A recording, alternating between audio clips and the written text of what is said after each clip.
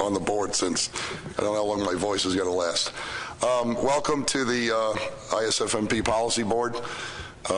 We've got quite a few things on the agenda today, so let's jump into it. But before we begin, just some personal notes. Due to the logistics of the annual meeting, I never got to thank everybody for electing me chairman, so I'd like to just take this opportunity for that and the honor of leading the commission. I'd also like to thank Doug Grout. Doug did a great job in the 2 years that he was chairman, and he was a great mentor to me. So I thought I was ready a couple of years ago when I was vice chairman, but really Doug brought me along. So thanks again, Doug, and a great job you did. And also thank you for electing Pat Kelleher as vice chairman. I think I couldn't be happier, and I think myself, Pat, and Bob, and all the senior staff of the ASMFC is going to make a great team in facing some of the challenges as we move forward, which we do have some challenges. I think we have some unprecedented times at the Commission's 76-year history. And I think more than ever, as Robert Boyles has said, we really need to hang together if we're going to face these challenges effectively. So just a simple ask, and I think I hadn't done this in a while, and maybe some people have never done it, but you really need to go back and just take a step back and look at the compact and look at the rules and regulations and look at the ISFMP charter and again, take a fresh look at that, because we really need to cooperate if we are going to be successful. And I think the words in those documents really define who we are and who we should be and how we should operate. So with that, I think if we do that and we stick to our principles, I think we'll all succeed as we go forward. So thanks for listening to my gravelly voice, and we'll move on. Well, a couple of more things before we get, and I'm going to do this now instead of at the end. We have a couple of departures in the family. First off, Mark Alexander. This is his last meeting. Mark is going off to the retirement world, from what I understand. Although every time we say this, the next meeting, they seem to be back, Spud. So, but in any event, we wish you the best, Mark, in your retirement. And secondly, and near and dear to my heart, Dr. Duval is actually going to be moving on. She's going to be relocating to the wonderful Commonwealth of Pennsylvania, so she'll be living in southeast Pennsylvania, and we'll be taking a bit of a hiatus from all of this, I guess, figuring out what to do. And when she comes to her senses and decides to come back to us, I hope she will do that, and we'll welcome you back. But in the interim, Michelle, best of luck to you and all the terrific things you've done for the Commission and the South Atlantic Council. And we sorely are going to miss you, both you and Mark. So best of luck in the future.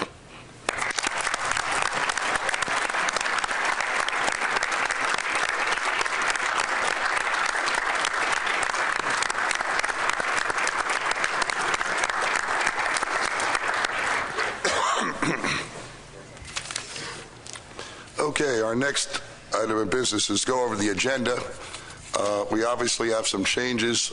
We have taken out item number 5 in terms of the Virginia appeal on Amendment 3 to the Atlantic Menhaden Fishery Management Plan, so that will not be discussed today. Dan has one other business. Okay. Are there other changes or additions to the agenda? Dan? I'm clairvoyant. Yes, I'd like to talk briefly about an aquaculture and interstate shellfish seed issue. Is that the same? Yeah. Okay, Dan, we'll add that to other business. Pat? Yeah, Mr. Chairman, under other business, we need to discuss a tasking motion related to electronic reporting within the lobster fishery, and also approve the tasking of the Law Enforcement Committee as it deals with ropeless fishing, the enforceability of ropeless fishing. Okay, we'll add that to other business. Any other changes to the agenda? Okay, seeing none, we'll adopt those by consent.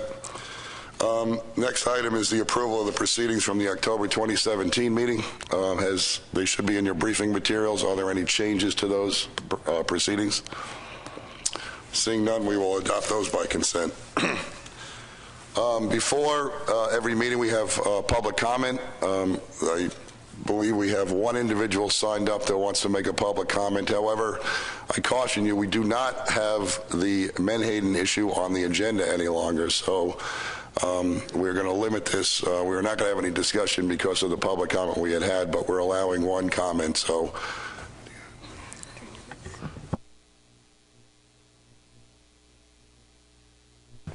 if you're interested in making public comment, please raise your hand. Okay. All right. Sir, please identify yourself and your organization, and please limit your comments to 3 minutes. Thank you. You got to turn your mic on. Push that. Yeah, Tom Lilly. I'm with the Friends of the Nanticoke River. We're a small group of folks interested in Menhaden near Salisbury, Maryland. And I'd like to speak to you. By the way, thank you, Mr. Chairman, and all the members of this committee. It is indeed an honor to be given this opportunity. Thank you very much. But the topic I'd like to brief you on, so to speak, this morning is how can we protect the schools of spawning menhaden in the Atlantic Ocean. First, a couple words about our beautiful Chesapeake Bay.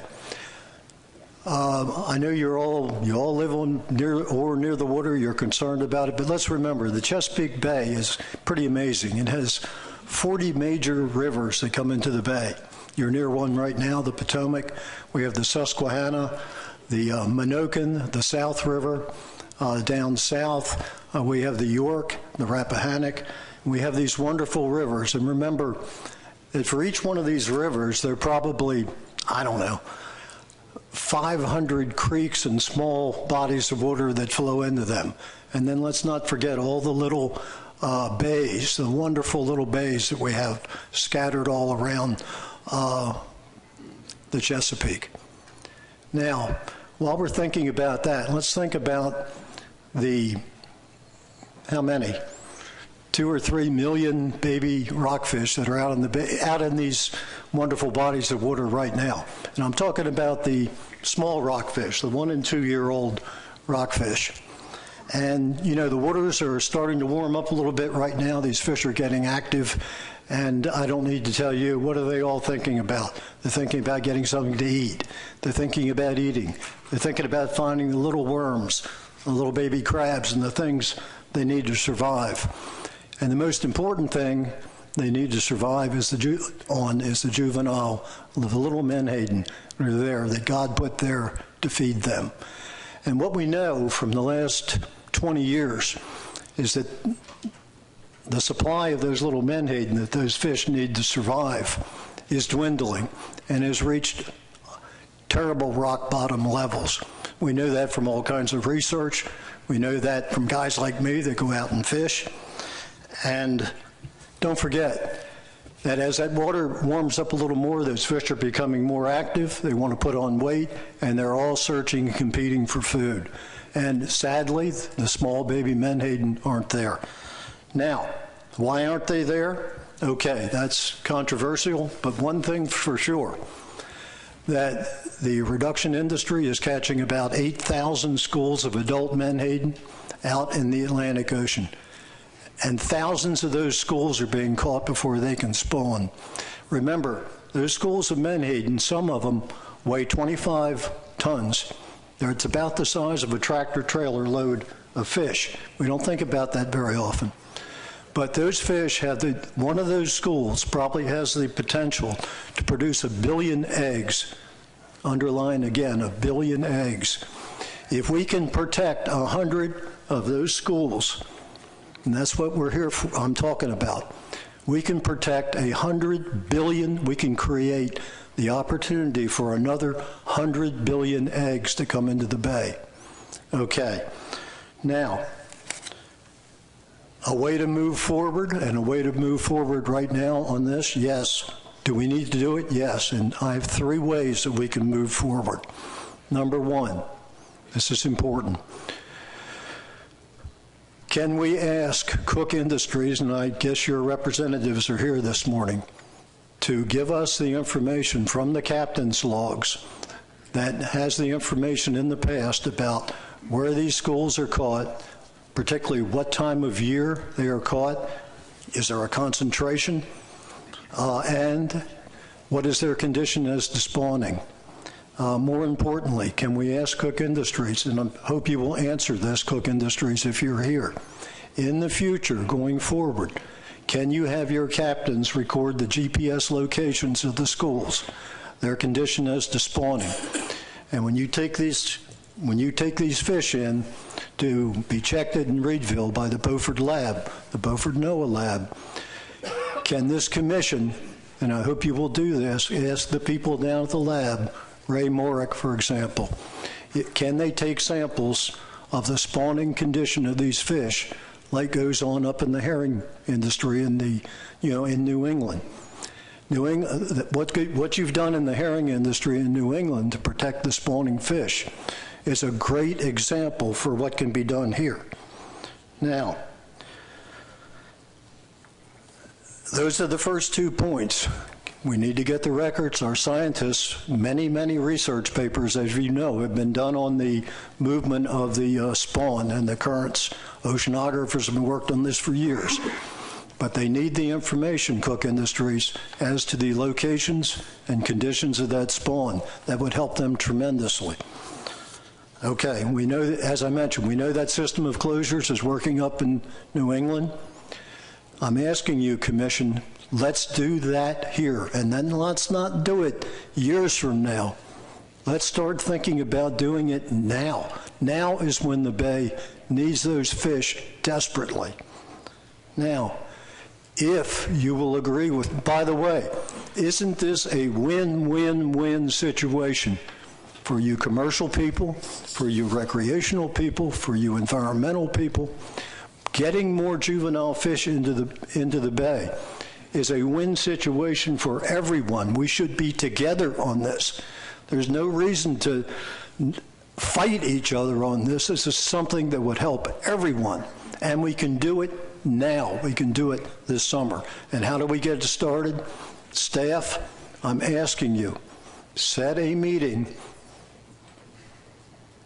within the next 30 days, or 60 days rather, on the stakeholders involved. Get them together. Let's sit down at the table and let's explore the possibilities here. There's a lot of opportunities here to do a lot of good.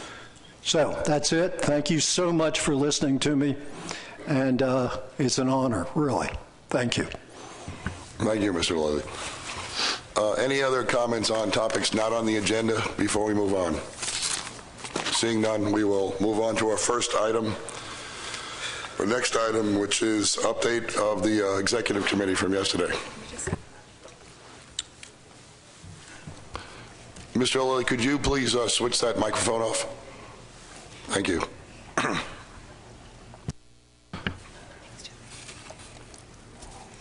So I get to do the honor for this. For the executive committee yesterday, we had several topics. The first was we reviewed some updates on ACCSP, which Mike Cahill had done. Now, in your briefing package, it gets into the details of Mike's update, but essentially he went over different issues, particularly funding, data collection, data dissemination, APIS, and particularly with the data dissemination and collection, some electronic advances that we'll be doing in the not-too-distant future. So if you have more interest in that, again, the details of that are in the briefing document. Number two is we reviewed the leadership nominating and election process. The last election that we had gone through, there were some questions raised about two particular issues, how we were executing the nominating process, and then who actually was eligible to be considered to be chairman and vice chair of the commission. There is a document that identifies that essentially that whole process. And one thing, it was unclear as to who was being contacted and was everyone being contacted. And in terms of the eligibility, up until probably the last election, it was generally that only the commissioners would be eligible to serve as chair or vice chair. And I think the only other addition was permanent proxy. So there was generally a limit to maybe some of the people that could sit on the board, and I think there was that could chair the commission. And I think there was a recognition that there is some great talent around the room that serve as permanent proxies or ongoing proxies. After some discussion during the meeting, a motion was put forward, and essentially we took both issues on, and under one motion. So the first issue was on the nominating process, and we went with a second option, which essentially boils down to the nominating committee will contact the administrative commissioners of each state, who then in turn contact the legislative and government appointee commissioners to make sure everyone is considered in terms of who would be eligible to be chair or vice chair of the commission. The second issue on eligibility, it was agreed that we would actually add on a little bit, and we went with the second option, with that ongoing proxies will now be eligible, but only with the approval of the appointing commissioner. So if we have ongoing proxies now, we get into the future, they will be eligible to be considered for chair or vice chair of the commission. That again was approved by the executive committee yesterday, and I'll pause here because I know Richie had a comment, whatever, about generally that's under the purview of the executive committee, but a little bit of feedback as to any feeling on that, Richie. Yeah, thank you, Mr. Chair. I was able to attend the meeting. I take exception with the contact going to the administrative commissioner. I think each of the three commissioners are independent and are of equal importance, and I think the contact ought to go directly to each commissioner and not through the administrative commissioner, and that each commissioner then gets to give their input separately and not a state input, even though the state will vote in the end. Doesn't mean that each commissioner might have different ideas about who may want to serve or who they believe would be good choices. So I also think that the issue was discussed about legislative commissioner and then the legislative proxy, and how the legislative commissioner very often is busy and may not see an email come in, may not recognize it, and therefore the legislative proxy might not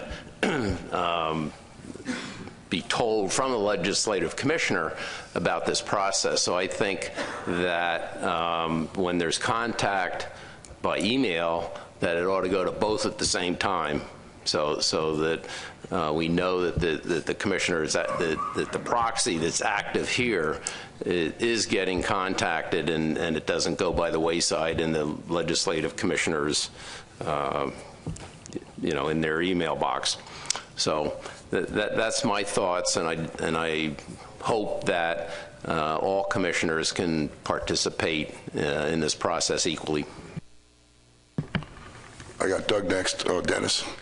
Yeah, thank you, Mr. Chairman. Having made the motion, either I made the wrong motion or you're not quoting the results of the vote, but on issue 1, and during our discussion, we talked about in compiling a list to talk to each appropriate commissioner, whether it's a ongoing proxy, the legislators, or whatever. We were strongly in favor of that, so that we wouldn't be subordinate to the administrative commissioners in voicing our opinion of our interest in being chair, vice chair, or talking about who we wanted or who we thought might be a good next vice chair. That's my recollection of what I said. I just conferred with Pat. Yes, if you recall, we had a rather tag team approach yesterday, so I stand corrected. And what you said, Dennis, is accurate. Just to remind everybody, this now is going to go before the commissioned attorney for review, and I think we're going to probably talk about it at the May meeting to finalize it once we come back. So I guess it's a proposal at this point that's been recommended by the executive committee. So again, I think we'll have further discussion on this after we get that review back. So thanks. The next item was indirect cost rates. As Laura has been telling us, and everybody knows, that the indirect cost rates have been going through the ceiling. I know back in my state, it's really affecting a lot of the grants we have and how things are being done. At this point in time, I think, and Laura and Bob have made this pretty clear, we're trying to strike a balance where to keep those as low as possible, to keep most of the money going towards the projects instead of the indirect costs. But there is a balance that needs to be made between that and accounting and audits and things. So Laura and Bob have committed to staying on top of that and keeping us informed as those rates change. So the theme still is to keep them as low as possible, but we will adjust them as time is required under legal requirements.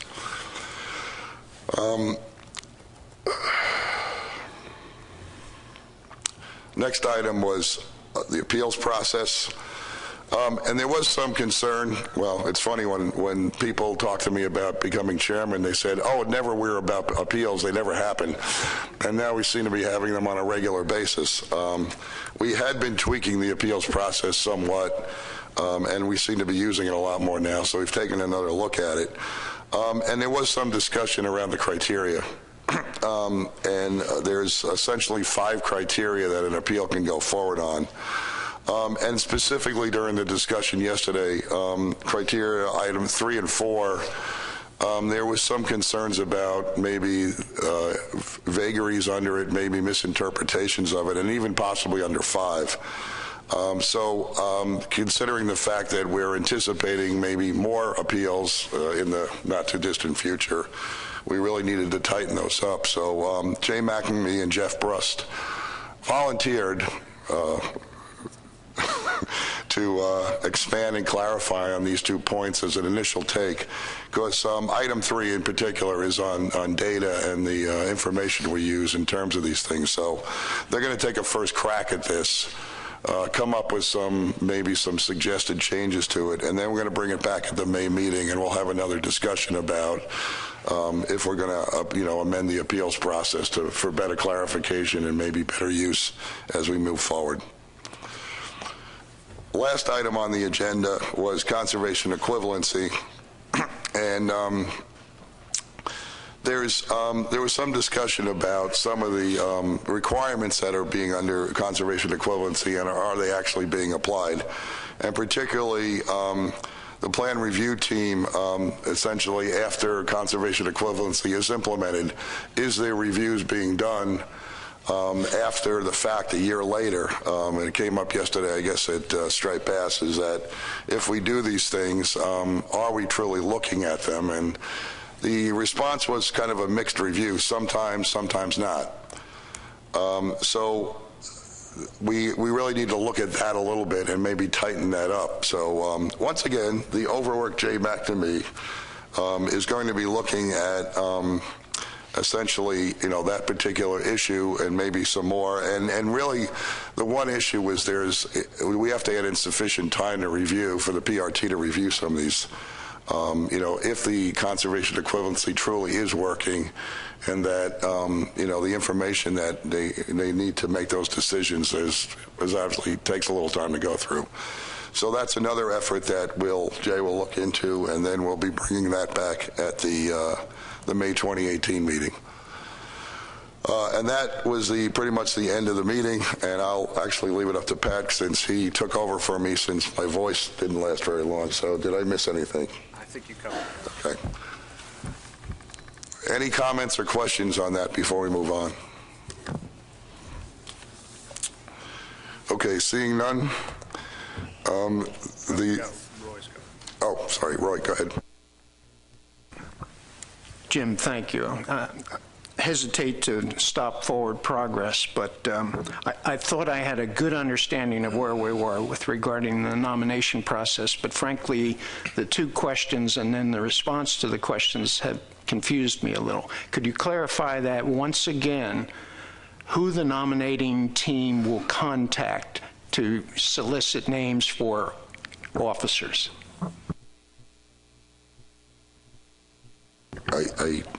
Laura, do we have the motion from yesterday? Because that would be the best way to read the motion the way that it was approved.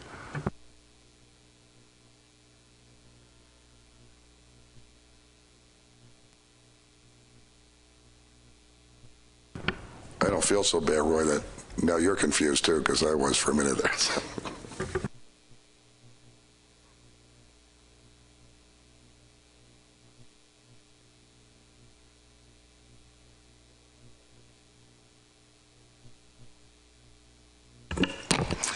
What I got was move that we adopt number 2 on issue 1 and adopt number 2 on issue 2.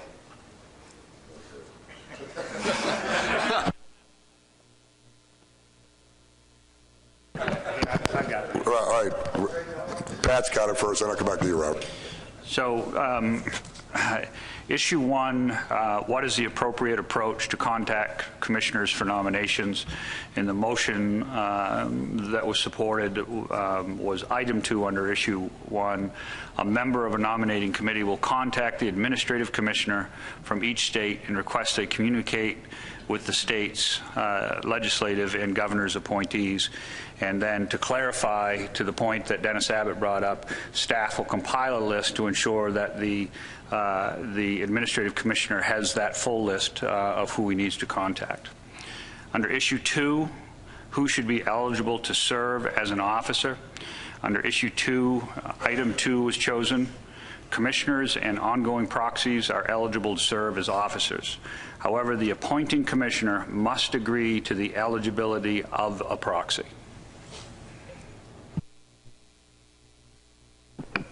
Clear as mud now. You good, Roy? Thank you. Robert? Mr. Chairman, I'm sorry I missed the conversation, but I think I heard the operative point. I think there's some questions that I have regarding some of the legal questions. Did I understand we are going to request legal counsel review of this? And if so, will we revisit this in executive committee in May? Correct on both points, Robert. Anyone else on this topic? Okay, moving on. The Tomaine twins up here are going to tag team, and Tony's going to go off on the review and consider the climate change workshop white paper. So, Tony, take it away. Thank you, Mr. Chairman.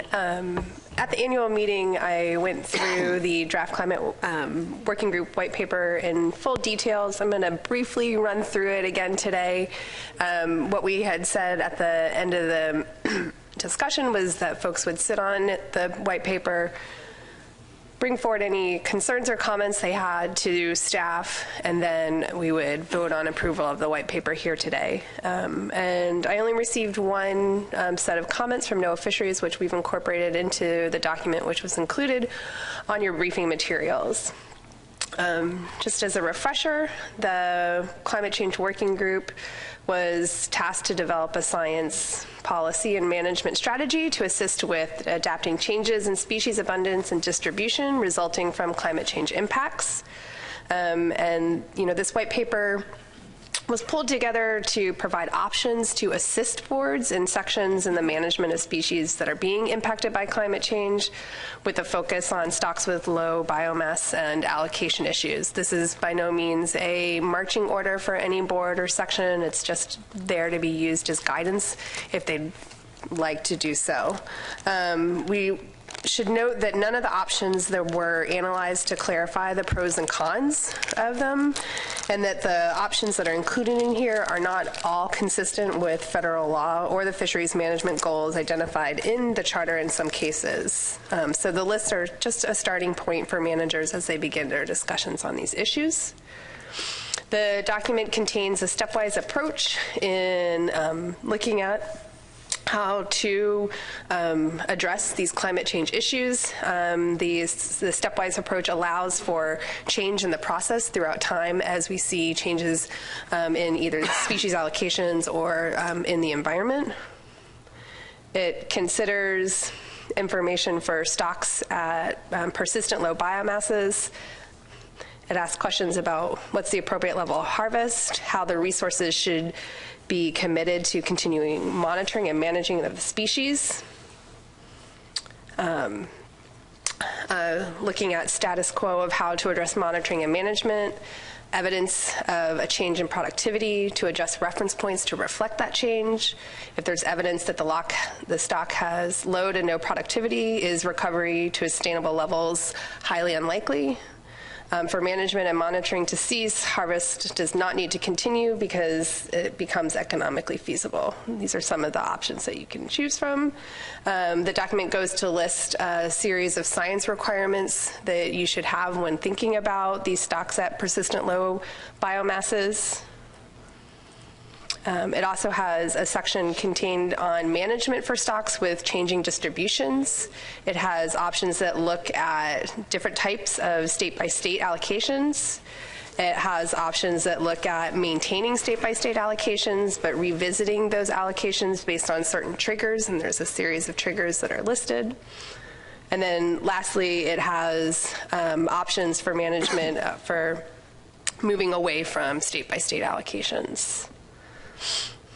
In addition, the document has a suggestion to recommend a term of reference for stock assessments for climate impacts on the stock. If there are no impacts, then it shouldn't be included in the terms of reference for those stock assessments. And then lastly, it recommends a coastwide database to summarize the types of climate-related data that's out there. It's not a storage of all that data, but just to provide a list for us to have at our fingertips.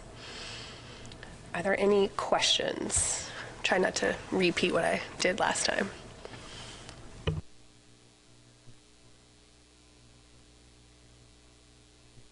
Wow, you stumped him, Tony. Very good. Doug. Not a question, because I was pretty intimately involved with this, but just, Mr. Chairman, do we need a motion to adopt this as a policy that would be sent off to the sections of boards for consideration? Yes, we do, Mr. Grout. Would you like to offer one? Sure. I would move that the Atlantic States Marine Fishery Commission, or the Policy Board, adopt the management policy and science strategies for adapting fisheries management to changes in species and abundance and distribution resulting from climate change as a policy, and to send it off to and to distribute it to the board and sections for consideration in their management. And if I might add one thing, I noticed, Tony, that you made a little introduction that some of these may not be compliant with federal laws or the compact. You think that might be something that we should put in the introduction to that as a modification? It is. Thank you. Okay, Doug, I think we have the motion up there. Is that correct?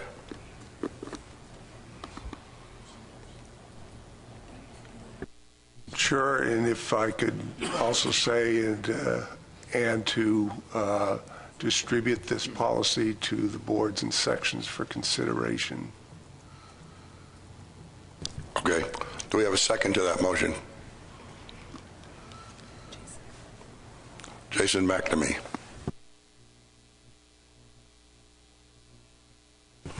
Discussion on the motion. Dr. Pierce. I do support the motion. However, I did want to point out one thing that probably is obvious to everyone. But this is an important element of the position taken by the group that put this document together, and referencing page 3, where under management options for stocks at persistent low biomass, number 3, when we have some evidence that a stock has a low to no productivity and recovery to sustainable levels is highly unlikely, then every board is going to be faced with a rather difficult choice. We either say, according to this document, a permanent moratorium in harvest occurs until it becomes economically, how's it read? A permanent moratorium is put in place, all right, or harvest continues until it becomes economically unfeasible. Tough choices, and a tremendous demand or an obligation is put on those who provide us with the science, who provide us with answers, who have to provide us the answers, or give us to try to give answers to the 5 questions under science requirements. Just wanted to point out that when we determine that a particular stock has that low to no productivity, and we have to make a choice then between a permanent moratorium or let them go until it becomes economically unfeasible, we have to have some answers to those 5 questions. And it's a tremendous demand on those who provide us with, with the science. I hope that, and I hope we'll be able to get some answers to those questions. I'm not optimistic, but nevertheless, it's a very frank description of what's going to be required for us to make that distinction between a moratorium or just let it run until it becomes economically unfeasible. So, but thanks to the group that put this together. I mean, they did a good job, and they're very frank in terms of their the choices we're going to have to make based on good science, which I hope we'll have as we address some of these stocks. Maybe one being Southern New England winter flounder. Good points, David. I think between winter flounder, as you mentioned, and weak fish, it does become frustrating that you see you're out of compliance because you've maintained a very modest fishery to collect data, but then it's very difficult to get the data because you can't find the fish. So it's a very good point. Adam? Thank you. So I appreciated the opportunity to be part of the group, and glad to see that the body as a whole is prepared to utilize it. I would just offer that at the end of the introduction, the last sentence says, the lists are thus intended to provide a starting point for managers as they discuss the management options. It would be my request that when this be distributed to boards and sections, that be highlighted and it be made clear that these are not mandates given to those boards and sections. It's meant to be, hey, we've already done the legwork for you for some ideas that you could pursue in this, just so we don't wind up with questions about why aren't you following that document that was sent to us. Thanks, Adam. Good point. And I think we can add that in. Richie White. Thank you, Mr. Chair. To David's comments, we're very close to being there with Northern Shrimp. We're in our 5th year of moratorium and clearly wrestling with how many more years, and that you don't have reasonable recruitment, and with fishermen saying, gee, let us have a chance at what's left. So I think we're going to be making a decision using this at some point, in the next few years. Jeff Preston. Thank you, Mr. Chairman. I guess to Adams and Dr. Pierce's points, I'm wondering if we leave the term distribute this policy, are we constraining ourselves to just the options that are in this document, or are we using this as a guidance document with potential options for where we want to go, but not necessarily the entire menu? And if not, should we perhaps change that to this guidance document? Well, Jeff, I think that was the intent all along. This is a guidance document, and that was, I hope to God we never stifle ourselves where if we can come up with some creative solutions to any fisheries that we would tie ourselves to a policy that we couldn't get out of. So, again, I think this is, it was originally envisioned as a guidance document. That's what it is. And I'd be reluctant to change the title at this point unless anybody disagrees. I think it stands for that as it is. Go ahead, Jeff. So I'm just wondering, does the the language in the motion itself constrict us? And to distribute this policy to boards and sections? Doug, you want to consider changing that to guidance instead of policy?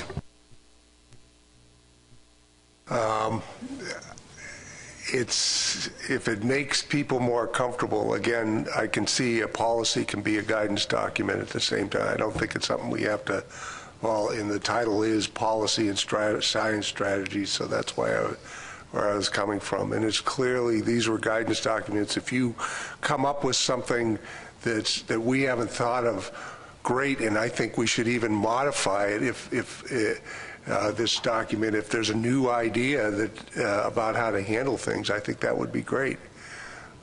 That's my thought. I'm talking the same, but if it makes the board more comfortable with it saying guidance document, I'm willing to change it. But well, at this point, I think it's on the record now that you've pretty much identified it as what it is. So why don't we leave it alone so we don't start changing the some of the wording in the document. So I think it's pretty clear it is a guidance document. And trust me, back in my state, when you say the word policy, lawyers all get involved. And but so I can understand the sensitivity. So, but I think it's pretty clear on the record what we have right now. So, any other comments on this? Dave. Yeah, thank you, Mr. Chairman. I can support this as a guidance document. I think it's well done.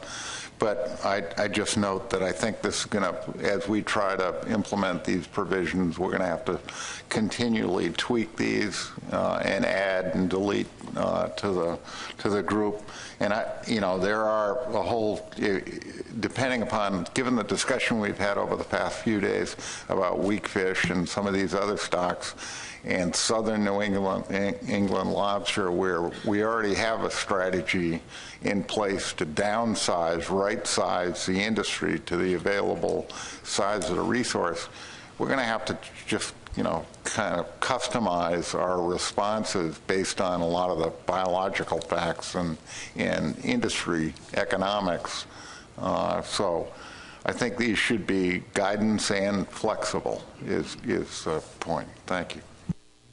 Yeah, understood, Robert, Dave. I agreed. Other comments?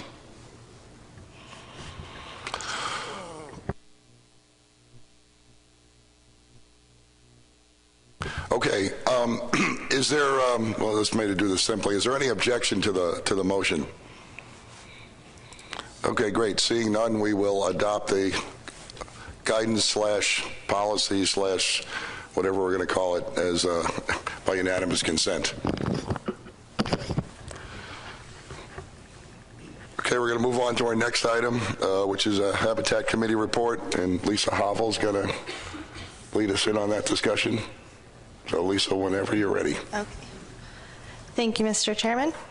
I'm going to be presenting on two different documents that the Habitat Committee has produced since we last saw you back at the annual meeting, and hopefully y'all will approve them today.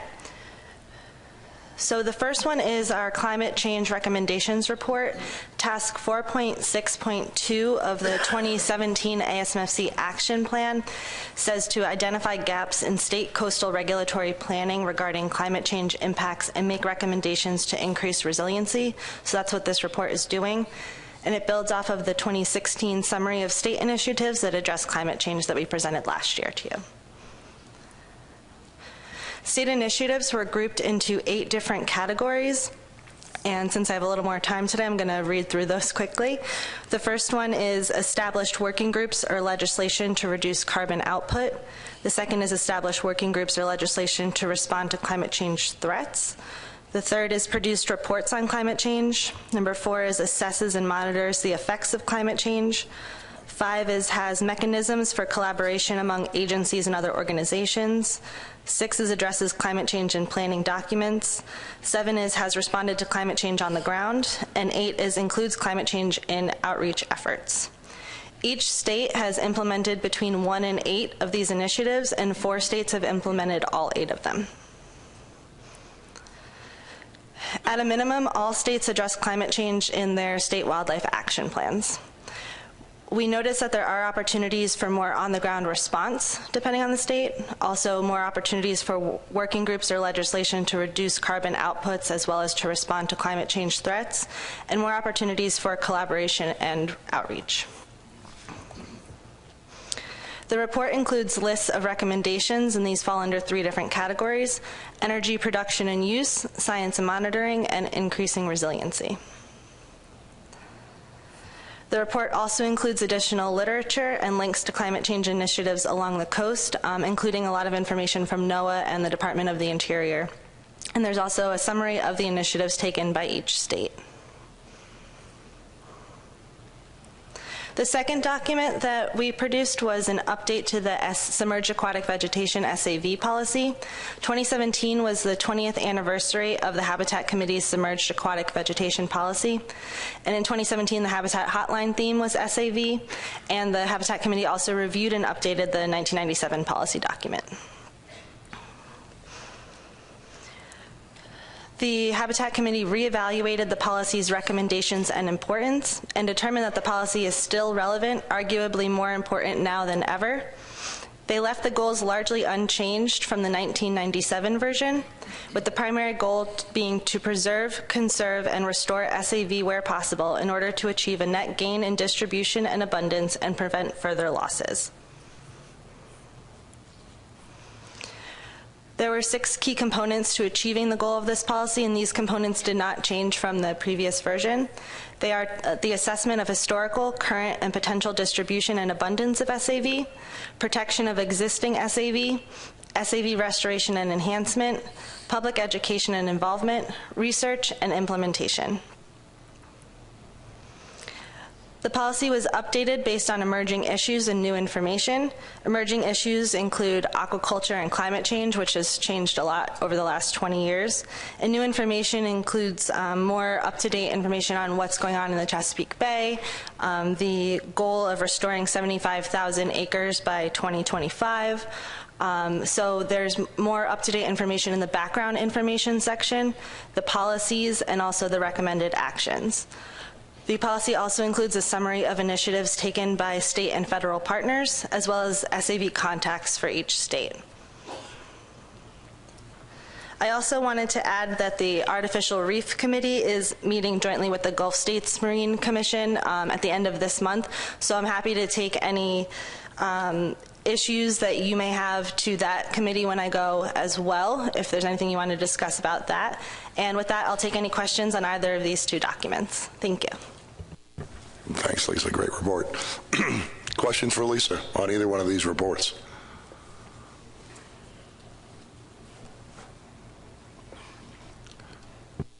I guess the clickers wore everybody out this morning. We're going to need a motion to adopt both of these. So, if the pleasure of the board, if someone would like to offer a motion, Mr. Grout. I would, hold on a minute,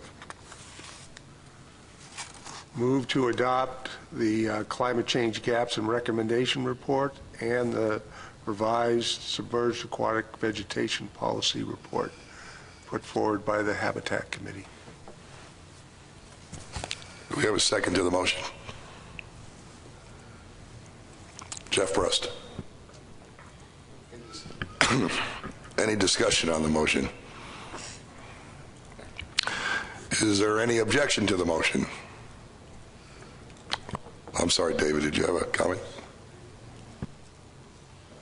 No, only that with regard to the Submerged Aquatic Vegetation Policy, I'm glad to see that we're updating it.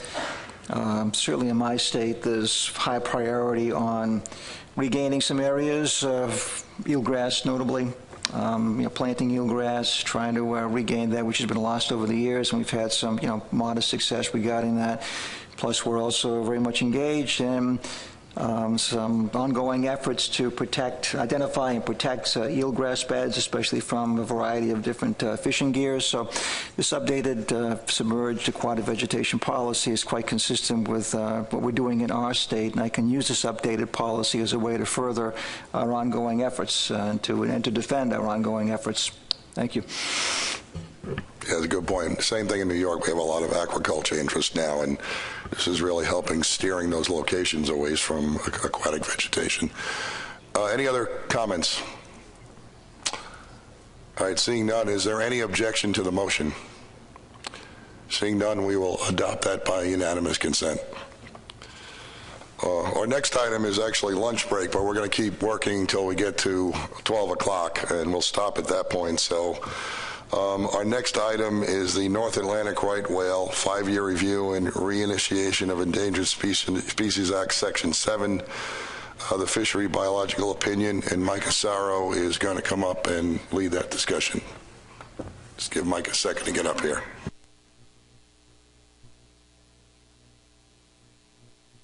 And we had Mike come to the policy board because instead of just the lobster board, while this is definitely a significant issue for the lobster board, this reinitiation will affect other species as well, and so it is something that the full commission will want to be aware of and fully abreast of the tasks that are ongoing for this. I'll take this opportunity for one quick announcement. I found a really beautiful pair of sunglasses in the elevator, so if you drop them, come up and claim them, but you'll have to identify the interesting band on the back, which I'm not going to read. And if not, we'll raffle them off at the end of the meeting. Thank you, Mr. Chairman. Thank you, Mr. Vice Chairman. Thank you all for the opportunity to be here today to speak to you on right whales. My name is Mike Asaro. I run the Marine Mammal and Sea Turtle Program for the Fisheries Service Regional Office. I'd like to add a few topics this afternoon or this morning. One is to talk about the Right Whale 5-year review. It's a document that we issue under the Endangered Species Act. And there'll be 3 components to that. One is a summary of recent right whale biology. And I'll also touch on some management actions that are underway and some that are planned for the future too. At the same time, I'll talk about the fisheries consultations under Section 7 of the ESA. And then lastly, I'll talk about the Atlantic Large Whale Take Reduction Team activities planned for this year under the authority of the Marine Mammal Protection Act. But first, just a little bit of background. A 5-year review is required under the ESA. It's something we do as a follow-on from the Right Whale Recovery Plan. And essentially, there are a few different parts to it. One, it's meant to look back at the last 5 years of endangered species research, in this case, right whales. And at the same time, it's supposed to summarize the biology, what we've learned about the species in the past 5 years, and also summarize the past 5 years' management activities, and then lastly, look ahead for the next 5 years and plan management priorities in the coming 5-year period. So the biological findings of the 2017 5-year review that we finalized last fall was, and I'll get into these topics in more detail, it's a low rate of reproduction for right whales, prolonged calving intervals, declining population abundance, continued mortality from both ship strikes and entanglements, and pretty significantly some changes in prey availability, and with that increased transboundary movement and risk. And of course, the review confirms the species status as endangered.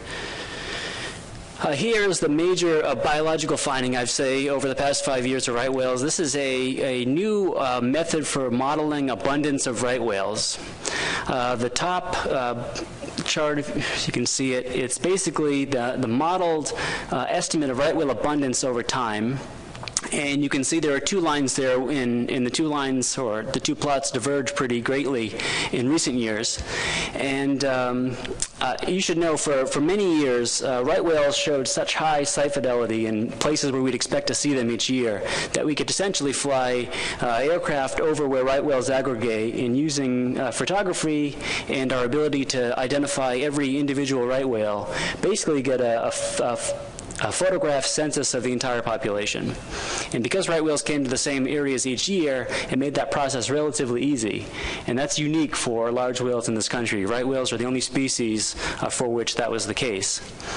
You can see starting in 2010, however, that changed pretty significantly. And it's a theme with right whales, just overarching theme of change since 2010. A lot about what we thought we knew about right whales in terms of where we'd expect them to be and how we'd expect them to behave has changed significantly since 2010 in particular. So you can see the lower plot that drops off pretty precipitously. That would be the abundance if we had continued the old method, basically relying on photographs to take a census of the population. And what that was telling us during that time is that right whales, well, it could have been two things. And it was either right whales weren't returning to the areas where we'd expect to see them, making the census method no longer applicable, or there were fewer right whales, one or the other. So Richard Pace, he's a large whale statistician out of the Northeast Fisheries Science Center, developed this methodology to assess right whale abundance statistically, no longer relying on the minimum count methodology. And when he was able to conclude that, in fact, the changes we've been observing are attributable to both a distribution change and also a population decline. And you can see that's the upper plot in that top figure. And the study also concluded that the probability of a decline in right whale population since 2010 is 99.99%. So we're very certain that there is a decline happening, but in the middle of it, and complicating that signal, is also this changing distribution. And the lower figure, I'll just point out, this has been the case for many years with right whales, but it's worth repeating that the right whale population as a whole is about 40% female. This is pretty significant. We know right whale females are much more susceptible to human interactions and mortalities from entanglements in particular, but also ship strikes, given their increased movement down to the calving grounds off of the southeast U.S. So over time, this population has had fewer and fewer percentage female, now about 40%. And of those females in the population, about 100 of them are reproductively capable.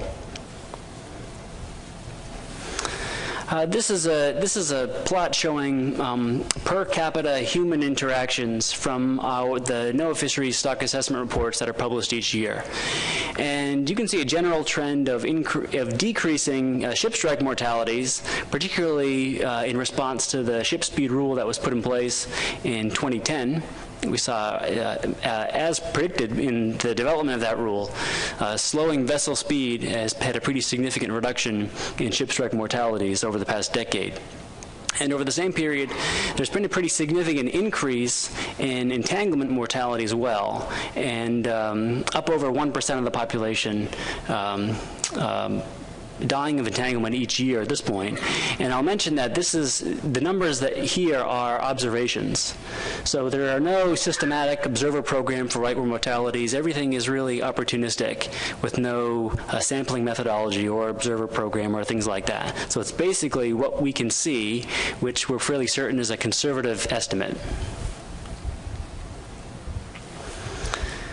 Over time as well, and here's a figure taken from a paper by Amy Knowlton at the New England Aquarium, you can see the number of entanglements over time has increased, particularly in the past 20 years in general, and the severity of entanglements has also increased. And that correlates pretty highly with the type of entanglement configuration. That is, the more complex entanglement configurations that right whales are dealing with, the more likely they are to result in serious injury and mortality. At the same time, here's just a visual depiction of how the scar coding works with right whales to get a sense of whether entanglement would be considered minor, moderate, or severe. And At this point, about 85% of right whale of the population has entanglement scars in any number of these categories. And this scarification assessment methodology has been updated over time for many decades. And what we've seen is basically just a steady increase in the percentage of the population that has entanglement scars. The old number was 83%. Now the most recent update as of last fall is now 85%. And you can see in that bottom photo, the severe entanglement, that's in that category, that's an entanglement that's likely to kill the whale. Also over time, and particularly since 2010 as well, we've seen a pretty significant decrease in right whale calf production. So the trend is moving downwards, and down to 5 calves observed last winter. Last I checked, as of a couple days ago, there have been 0 calves down off the southeast U.S. this year, and we're more than halfway through the calving season. There have been a couple of right whales that have traveled down to the calving grounds, but as of yet, no calves seen. And related to that, as the number of calves that we're observing is going down steadily each year, and that is the red trend line you can focus on over time going downward, the number of right whale females that are that we'd expect to be able to reproduce, given the number of years that generally between calving events, it should be about 3 years, but the interval is getting longer, up to about 7 years at this point. So what we have now is a population, as I mentioned, about 100 reproductively capable females, and nearly 80 of them at this point we would expect them to be calving at any given winter, but they're not. And that number is increasing over time too, the blue trend line upward. There's also a pretty standardized health assessment methodology, looking at a number of factors, again, based on photography of right whales, assessing blubber thickness, blowhole condition, presence of orange cyanids, a host of other different factors that you can use to assess the health of right whales and give a health score. And this research is done out of the New England Aquarium. And what we've seen over time, over the past 30 years, has been a general worsening of health conditions for all right whales in particular. But what we've noticed that if you break it out demographically, females seem to have the lowest health scores, and reproductively active females seem to have the worst of all. And some recent research has attempted to get a better understanding of what the impacts of a chronic long-term sublethal entanglement is on right whales. And these are entanglements that don't necessarily kill a whale immediately, because we know that's rarely the case. Because right whales are so strong, they are rarely ever anchored in place like, say, a minke whale could be. So generally, right whales become entangled and drag gear away for weeks, months, or years at a time. So a focus of research in the past 5 years has been looking at what the sublethal effects of that entanglement could be, particularly the energetic cost of the drag on right whale of gear. And this is a pretty significant paper that looked into that, which was published in 2016, and the conclusion was that the energetic cost of entanglement for right whales is basically the equivalent of a female's energetic expenditure to undergo reproduction from calving down in the southeast, traveling down to the calving grounds, and then a full year of lactation and travel back up to the waters off New England. So a much more energetically costly factor than we had ever considered before. And here's a photo showing just visually how that health assessment methodology is done for right whales. So this is the same whale in both photos, and the sightings are exactly a year apart about. And you can see the whale on the bottom is entangled. There's a line coming out of its mouth. And you can see the pretty obvious deterioration in health over the year that this whale was entangled. The presence of orange cyanids, a concavity behind its blowhole, evident of a significant loss of blubber, scarring, rake marks, etc. A pretty significant decline in body condition. So piecing all these things together, where the research has emerged most recently is looking at the correlation between declining health scores and the disproportionately affected reproductive females, and the correlation between those two factors and what we're seeing now is a pretty significant reduction in right whale calving over time. And it's important to think about that back in the context of this figure, because what we know about right whales is, look at the period before 2010. It's pretty significant growth. And there doesn't appear to be a significant increase in fishery interactions that would necessarily warrant the population to turn at such a significant inflection point there in 2010 downward.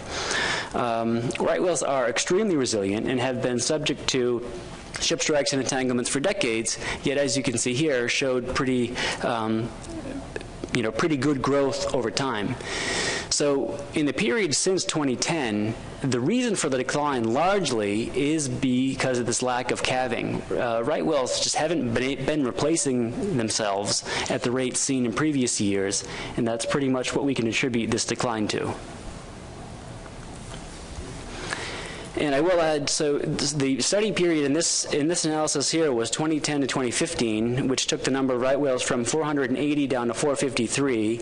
The methodology was updated in 2016 using the same model, and the number went down to 451.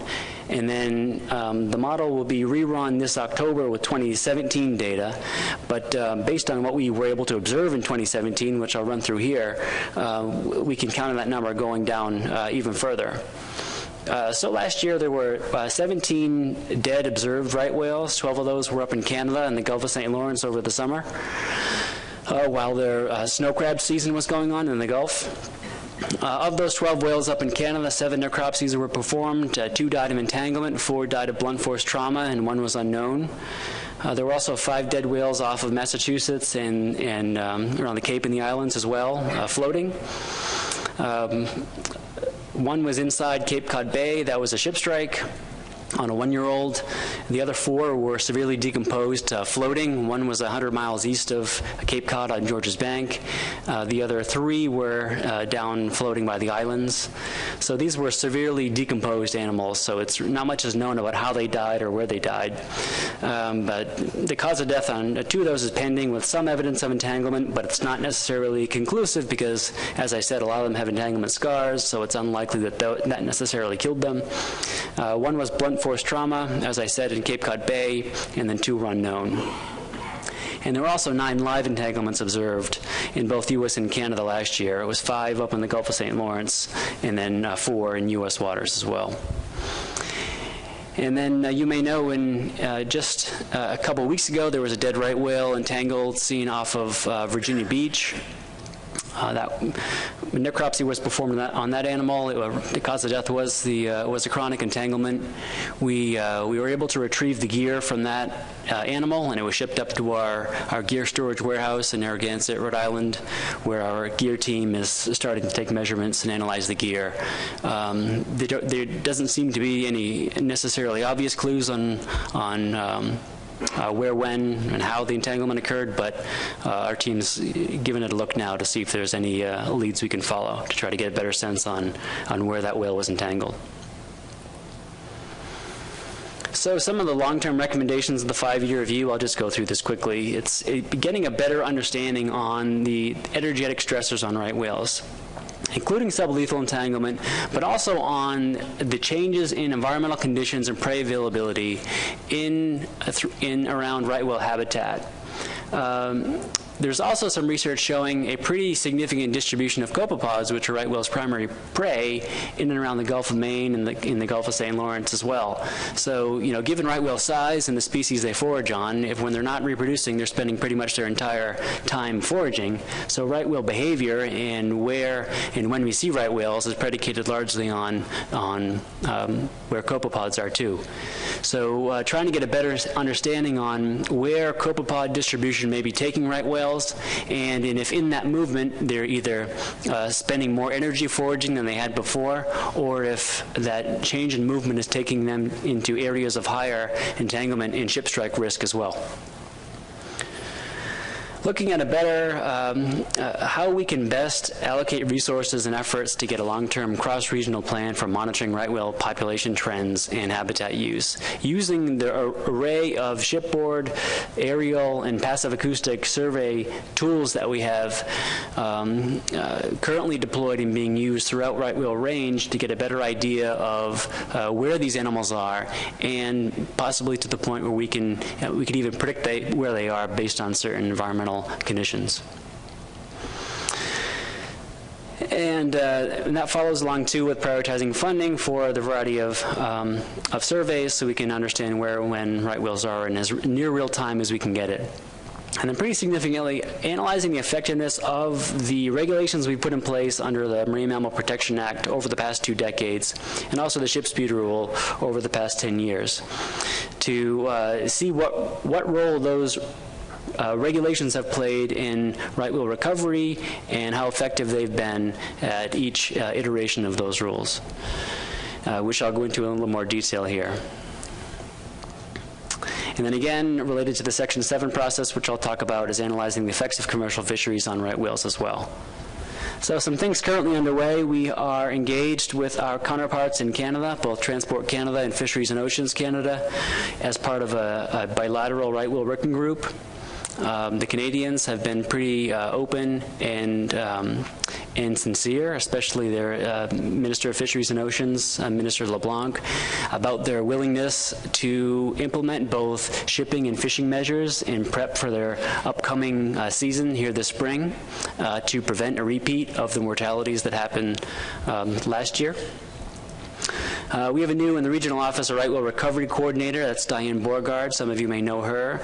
Her job is going to be to get a better understanding of some of those larger risks and energetic stressors of right whales, including the potential effects of climate change on right whale prey and how that's changing distribution. She'll be forming a new right whale recovery team. We'll be looking at some outside expertise in areas related to climate and oceanography to get a better sense of how we can incorporate those factors into our management, and understanding what role environmental variables pose in all this. And then lastly is reinitiating our fisheries biological opinions under the ESA, which I'll talk a little bit about here. So briefly, Section 7 of the Endangered Species Act, for those of you who don't know, it requires federal agencies to ensure that the actions that they authorize, fund, or do don't jeopardize the existence of endangered species under the ESA or destroy or adversely modify species' critical habitat. So just in general sense, here's a couple of little decision tree on how the consultation process goes. For our purposes here, we're just following that lower path. And it's important to note that in the case of the commercial fisheries, the FMPs that we analyze looking at right whales, it's kind of unusual in that the Fisheries Service is both the action agency and the consulting agency. So we're the action agency to the extent that we issue the FMPs, and we're the consulting agency to the extent that we are charged under the ESA to make sure that the FMPs don't jeopardize endangered species. So at the end of the day, this does result in a formal consultation, which it has in many iterations over the years, and that's what we're reinitiating now, formal consultation.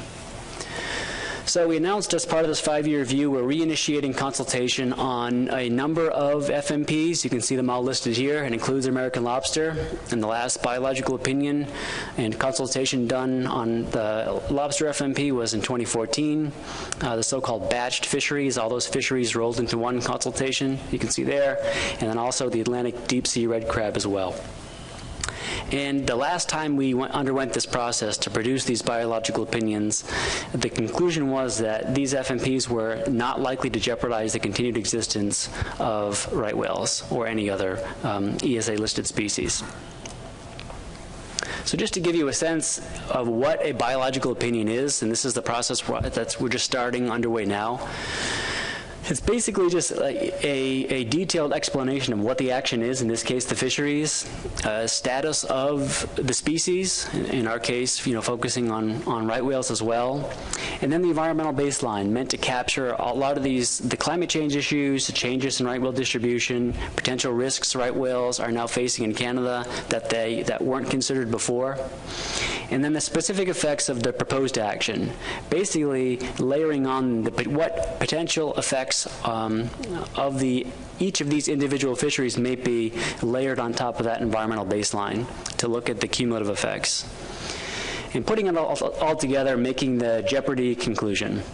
So, will the fisheries, after this consultation is completed and the analysis is done, do we have evidence that these fisheries will jeopardize the existence of right whales or other endangered species?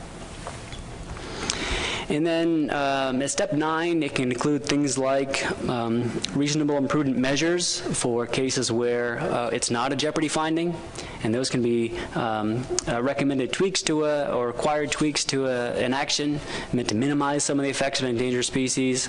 Or in the case of a jeopardy conclusion, it's reasonable and prudent alternatives. So alternatives to eliminate jeopardy. So if the conclusion is that the action is jeopardizing the endangered species, a reasonable and prudent alternative would be measures that can be put in place to eliminate jeopardy. And in that instance, we have a few things that we have to consider. One is it needs to be implemented in a manner consistent with the intended purpose of the action. So if the intended purpose of the action is a fishery management plan, a reasonable and prudent alternative can't be no fishing, because then we've changed, it's no longer in the manner consistent with what the action is proposing. Must be consistent with the scope of our agency's legal authority under ESA or MMPA. And then it must also be economically and technologically feasible. And this is one of the rare instances where the ESA directs us to consider economics too, in this case. So any reasonable and prudent alternative must be both economically and technologically feasible. So I'll just give you a brief update on what the TRT is up to. But first, just a little refresher. I know there are a lot of TRT members here, so bear with me as I go through a little bit of history just to make sure people get an understanding of some of the work that's been done here over the years. So the Atlantic Large World Take Reduction Team, it's our oldest and largest TRT in the country. It was established in 1996 after the MMPA was amended in 1994, creating this entire process. And the purpose is to develop a plan to reduce takes for not just right whales, but also humpback whales and fin whales, and to a lesser extent minke whales in trap pot and gillnet gear, all fixed gear fisheries in U.S. waters on the East Coast. And the goal is to reduce the serious injury mortality to below the potential biological removal level. And that's the PBR is a calculated value considering the species population size, whether it's endangered, a number of other factors, and gives you a number. The number of animals that can be removed from the population without jeopardizing its sustainability.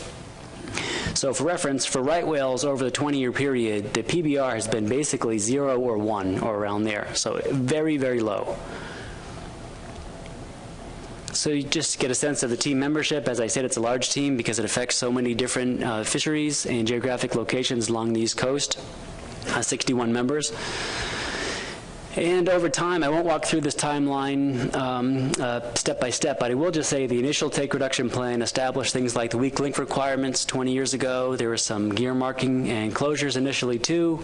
And then the first major rulemaking after that was the 2007 sinking ground line rule. And then most recently, the 2014 trawling up rule meant to cut down on the number of vertical lines in the water. And again, just to show you graphically the geographic scope of the regulations contained in this plan, these are for trap pot gear. It basically covers all of the U.S. EEZ on the East Coast. And again, all the managed areas for gillnets as well. So the scope of the regulations are very large. So what does the take reduction team accomplish? So in 2007, with the sinking ground line rule that went into effect in 2009, that rule basically amounted to removing 27,000 miles of floating ground line from the water column by laying it down on the bottom. And then in 2015, as part of the trawling up strategy, the number of end lines were cut down by a little over 2,700 miles. Also part of the take reduction plan, we have a number of closures along the coast in a total area of about 32,000 square miles for both trap pot and gill nets up off of New England and down off of the calving grounds in the southeast. And here's just you can see geographically where those closures are. On the top left, that Massachusetts restricted area, trap pot closure, smaller gill net closure in Cape Cod Bay, the Great Salt Channel closure for both trap pot gear and gill net, and then closures off the southeast U.S. calving grounds. We also have universal requirements as part of the take reduction plan, like weak links and a gear marking scheme requiring different colors, painted or taped or in any way attached to vertical lines based on gear type and geographic location fished, because as I said, right whales are hardly ever anchored in place, so when we do recover entangling gear, either through a disentanglement at sea or if a dead whale washes ashore, the gear marking is intended to give us a better sense of where, when, and how the gear was deployed. So coming up in 2018, so the take reduction team has done a lot over 2 decades in some pretty significant rulemakings. Given what we're seeing with right whales most recently, the take reduction team is coming together in this month and for the next 6 months in 2 subgroups, smaller working groups of the team that are meant to do some fact-finding on some of the ideas that we've been hearing most recently on potential mitigation measures should they be needed at some point in the future. And the 2 measures are reduced breaking strength rope, so-called weak rope, for vertical lines, and then we've also included closer look at gear marking in there as well. And just on the gear marking, I'll say that we require 3 marks, each a foot in length, at the bottom third, middle third, and top third of an end line for fixed gear fisheries. And with that strategy, still about 60% of the rope that we recover is unmarked. So we've asked this subgroup to look at alternatives to our current gear marking strategy that may result in a higher percentage of marked gear being recovered in the future. And then the second subgroup will look at ropeless fishing. It's something we've been hearing more and more about over time, most recently especially. The Woods Hole Oceanographic Institution hosted a ropeless fishing workshop last week where a number of prototypes were on display. So we've asked a subgroup to look at this issue to get a better sense of, what do we mean when we say ropeless, what technologies exist, and and where might the technology be headed in the future. More on ropeless fishing in a minute, but just first on the 1,700-pound breaking strength rope, this comes from some research by Amy Knowlton at the New England Aquarium, looking at the breaking strength of gear recovered from entanglements. And basically what she observed is rope that breaks at 1,700 pounds or less is hardly ever, if ever, recovered from entangling gear. And more severe entanglements occur as rope strength gets higher. Thereby reducing the ability of a large whale, right whale in this case, but also any large whale, to break free once becoming entangled. So this is the idea that's been put forward. We have a lot of questions about both of these technologies, and we're asking the take reduction team to ask some focused questions and get answers before we can bring it back to the full take reduction team for discussion. Just to get a sense of what some possible technologies on ropeless fishing are that we've been hearing, either bottom stored rope and pop-up buoys, things like that. Variable buoyancy traps are an idea that we've heard, and also ship base retrieval systems are also something we've heard. And again, this is the ropeless options that we've seen are largely in prototype phase. So when we think about ropeless, it's important not to be thinking about ropeless tomorrow. It's what might the future hold for the development of these ropeless technologies. So these TOT subgroups are going to be focused on feasibility, technological feasibility. Does the technology exist? Or in the case of ropeless, do we have any certainty on whether it will develop over time and what might that development look like? Functional feasibility. Will it work? And for weak rope, we have a lot of concerns about the functional feasibility that we'd like the fishing industry, the fishermen and industry representatives on the take reduction team and the subgroups to help us answer these questions. It's likely that there are areas where where 1,700-pound rope just will not work for a variety of reasons. Safety is an important one there too. So it's getting a better sense of, are there areas where it might be a good idea to use this? Or are there areas where it just would be just a bad idea? Answering all those questions. So these aren't, and then of course economic feasibility too. Is it cost effective? So in the case of weak rope, what manufacturers produce 1,700-pound breaking strength rope? Is it available? What are the costs? Getting all this information for the take reduction team. And it's important to emphasize that, we aren't in rulemaking. These aren't decision-making subgroups. The take reduction team, throughout its 20-year history, has spent a lot of time researching gear modifications and new technology. So this is nothing new. So we know these ideas have been put on the table, and we're hearing about them, and we know we'll hear more about them. The plan here is to get the take reduction team members asking really focused feasibility questions, to do some fact-finding, to present results to the full take reduction team later this year. Any questions? Thanks, Mike. Yeah, we got time for a few. Doug Rauch. Yeah, thank you. That was very informative.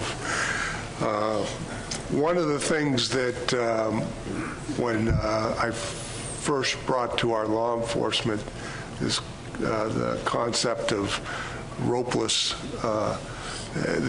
they almost had a heart attack. And so because of the concern they had on how that would affect their ability to enforce not only the whale protection measures, but also other fisheries management. And so where in this feasibility you have technical, functional, and economic feasibility considerations, would those kind of questions be addressed? Sorry. Absolutely. So I should add, a major part of the subgroup work will be looking at not only enforceability, but also gear conflicts too. That's just a natural question we need to get answers to as well. So we'll have OLE representation working as part of the subgroups too. So these are issues that the subgroups will have to work on too and get answers to, if there are answers. Richie White. Thank you, Mr. Chair. I think another important piece that the states of Rhode Island through New Hampshire are presently talking about is enforcement. And at the present time, there is no platform to enforce, to haul lobster gear, crab gear out in federal waters, especially Area 3, getting some enforcement from state vessels in the near offshore Area 1. So I think this needs to be a priority because you have existing regulations in place that we don't even know if they're being used because there's no enforcement and no checking. So I think that needs to be a high priority, and it's going to take a large vessel and a bunch of money. And I think, there can be workings with the state and the service, to try to accomplish this. Yeah, you're absolutely right. So we have a full take reduction team meeting planned for this fall. And between now and then, we have our protective resources law enforcement liaison working with his contacts to pull together a working group to get right at the issue that you bring up. So hopefully we can have some work done on that and some findings to share with the take reduction team, and hopefully a plan forward when we meet later this year. Mr. Vice Chairman. Thank you. That's a great presentation, Mike. You did answer part of my concern when you said the OLE will be interacting with the subgroups. We discussed that at our meeting at GARFO, this larger group, because I think because of the way the subgroups are broken out in the TRT works, I think it's really important that other law enforcement components and agencies are part of that process that are more familiar with the issues of hauling gear and what the gear is. Quickly to these slides, Mike, you did a per capita mortality slide, and it showed what looked like substantial increases in entanglement. It looked like a broad brush approach. Is that Area 1, Area 3 lobster only, or is this including Canada? We know a lot of the mortalities associated with the Canadian fishery were included. Is that also included in that slide? Yeah, my apologies. I should have clarified. So these are the mortalities reported for the entire species throughout its range in both U.S. And Canadian waters as reported by our stock assessment reports. So yes, so U.S. mortalities, Canadian mortalities, all mortalities throughout its range are reported there. And just one last question. Obviously, 2017 was a bad year for right whales, but you also had unusual mortality events with other species, including minkies, a lot of strandings in both Maine, Massachusetts, some mortalities associated with that. Is there any link here between the species? We're focused right now on right whales because of the uncertainty with rulemaking, obviously. But is there a broader environmental factor out there that's really a part of this besides the man-made issues? So, yes, so we currently have 3 unusual mortality events declared for right whales, humpback whales, and minke whales most recently. I will say the UME investigative teams haven't gotten together yet to look through all the data to see if there might be an underlying cause. I will just say from my look at things, both right whales and humpback whales, majority of the mortalities were from human causes, and then with minke whales, we're a little bit different, where we're seeing more pathological causes of death there with minkies that we haven't seen with humpbacks or right whales. The bad microphones keep following you, Pat. Dr. Pierce. Yeah, thank you for your presentation. It was very comprehensive. Much appreciated. You did note at the beginning of the presentation that work is being done to evaluate environmental conditions and prey availability that might have some impact on the health, effects on reproductive success. You noted that the calf count is way off. Is there any information that would provide some insight as to what proportion of the deficits of calves can be attributed to entanglements or to other causes such as reduction in forage? I mean, forage is incredibly important. As we all know, they go where the copepods are, Cape Cod Bay notably. And if their distribution is changing because of a lack of copepods or copepods elsewhere, and that can have a huge impact on from the health of the females and on their ability to, calve. On the reproductive success. So what can you share with us regarding that particular issue? Right, that's exactly what the Section 7 process will analyze, from the baseline and looking at layering on the potential effects of the fisheries. So you're right. So clearly right whales are moving now than they were before, and there's an energetic cost to that movement. So the question becomes, are they finding a food source suitable enough for them to replace the energy stores lost during increased movement, if that may be the case? We know right whales are capital breeders. We know reproduction occurs when females are fit. If they're not fit for a variety of reasons, either human-caused or environmental conditions, then reproduction won't occur. And we're in that situation now, but exactly as you bring up, it's trying to piece together how the story unfolds in terms of what changes in distribution might mean for right whales, both in terms of their food source and, hypothetically, if right whales are moving more into areas like the Gulf of St. Lawrence, where we didn't necessarily see them or expect them in the past, is that movement well, A, is there an energetic cost to that movement? Are they finding a food source once they get there that's suitable to replenish the energy lost? And then on the other side is, have they now moved into an area that's a higher risk of either ship strike or entanglement? So all these questions are part of the consultation process. Okay, very good. I hope you actually have the data necessary to evaluate again the food source and effects on the productivity of this important species. I'll mention that with regard to ship strikes, obviously in my state, we're quite concerned about that, and we know that the federal government has the speed limit on vessels over 65 feet. We're in the midst now, my agency, we're in the midst of implementing some speed limits on vessels under 65 feet, just to provide some additional measure of protection, slow these vessels down, when right whales are present in our waters. So, high priority issue, and I'm glad to see that all these initiatives are underway. Thanks. Thank you. Actually, Mike, I'll jump in here because I had a question on the data indicated that I guess with that 10-knot speed restriction on those larger vessels, the ship strikes have dropped significantly. But is that consistent across the U.S.? And secondly, is there more that should be done on that aspect of it, even though it has come down? Yeah, that's a really important question. So we know in some areas, so a lot of projection went in before the rule was developed, looking at areas of high risk and what the projected risk reduction would be in areas where the risk was the highest, like on the shipping lane going into Boston. So it was projected that the speed limit would reduce ship strike risk by up to 90%. And we're pretty confident that happened. If you look in the Mid-Atlantic, ports throughout the Mid-Atlantic, the speed restrictions are a lot smaller, kind of radiused outward off of ports. And thinking at the time was that, right whales were using the Mid-Atlantic as a migratory route between the feeding grounds up north and calving grounds in the south.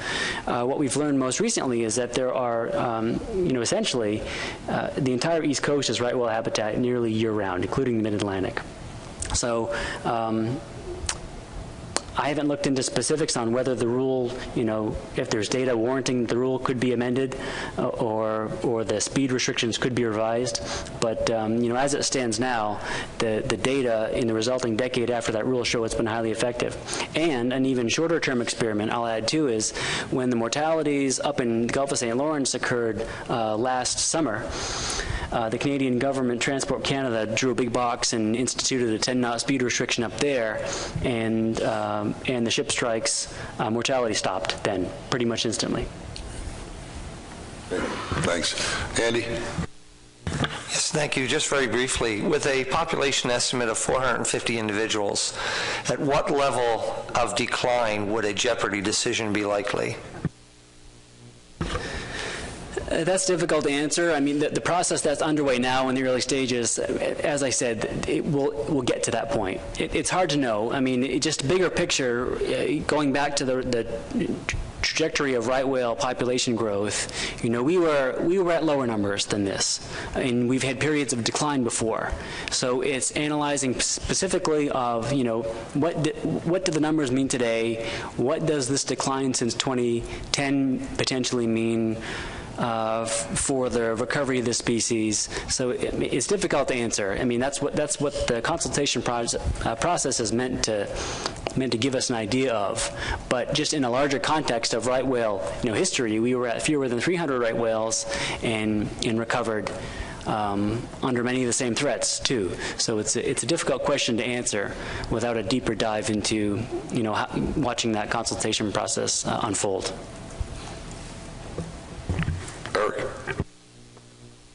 Thank you, Mr. Chairman. I just have a question about noise. The one that we're not increasing our fishing effort, at least that's what you indicated, and I don't know about ship traffic, but it seems to me we've increased our noise, especially off of southern New England with seismic testing. Now, whales here are at a pretty low frequency. Seismic testing is at a pretty low frequency. I mean, to me, excess noise can prevent you from doing a lot of things in life. But if you can't hear, especially a ship coming at you, you're more susceptible for ship strikes, or maybe you're moving where you used to go because you want a nice, quiet place. But that's something I really think needs to be looked at, is the amount of noise humans are making off the coast and what that effect is on these populations. Because my position is that increased noise is substantial. So it's just something for you to think about. Yep, thank you. And, I'll just add, a lot of work has been done looking at the potential effect of ocean noise on right whales, both on their behavior in particular, but also on their level of stress hormones. So it's, right whales in general, because they spend so much of their time near shore with a lot of shipping around them, a lot of human activities nearby, in noisy waters, have pretty high levels of stress hormones pretty much all the time. So what we haven't seen is a clear behavioral response based on noise, or what the implications of the high levels of stress hormones have on right whales. But we know they're there. A pretty significant research study was going on in 2001, looking at the presence of stress hormones in right whale fecal material, and it was occurring before and after September 11, 2001. And if you recall, shipping activity stopped after September 11th, and just fortuitously, this study was going on, and what it showed was a pretty significant drop in stress hormones nearly instantaneously in right whale fecal matter. Dave Borden. Thank you, Mr. Chairman. Two quick points. First off, Mike, excellent presentation. I was particularly pleased to hear that you and the new regional administrator are moving forward with this suggestion to form a subgroup to address the enforcement concerns, because I think that's a key part. It's not the only part. I think everybody understands that, but if we can't solve that problem in the near term, I think it's going to erode our ability to modify any of the other measures.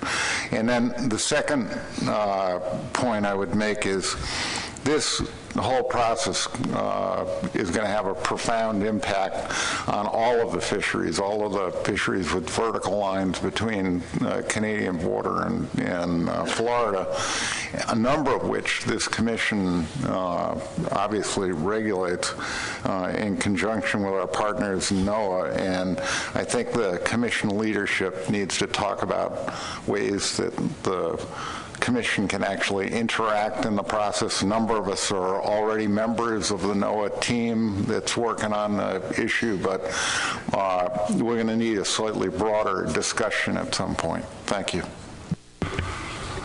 Good point, Dave. We'll be talking about that after Mr. Abbott speaks. Getting close to lunch. Has there been any consideration or look into the United States Navy using active sonars along the East Coast and their effect on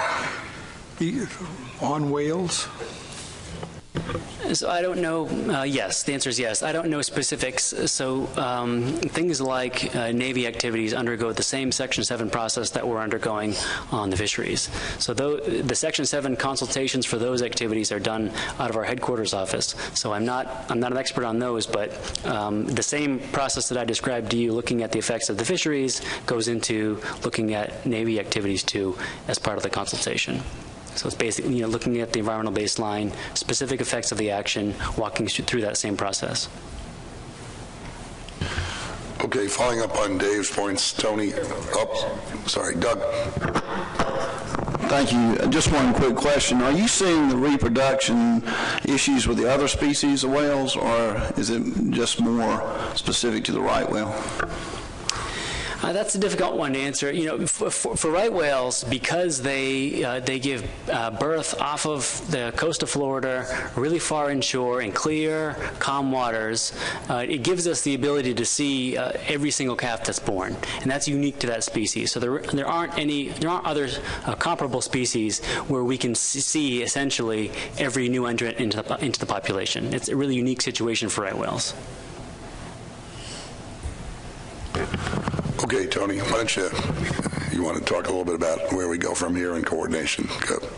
Thank you, Mr. Chairman. Following up on what David said, so Megan Ware is on the take reduction team for the commission, and she's sitting on both of the subgroups, and then we'll sit on the full TRT team meetings as well. Typically, when commission staff sit on the TRT, we are there just to present information and facts, and that's typically because all the states don't necessarily agree on a position for issues to be brought forward to the TRT from the commission itself.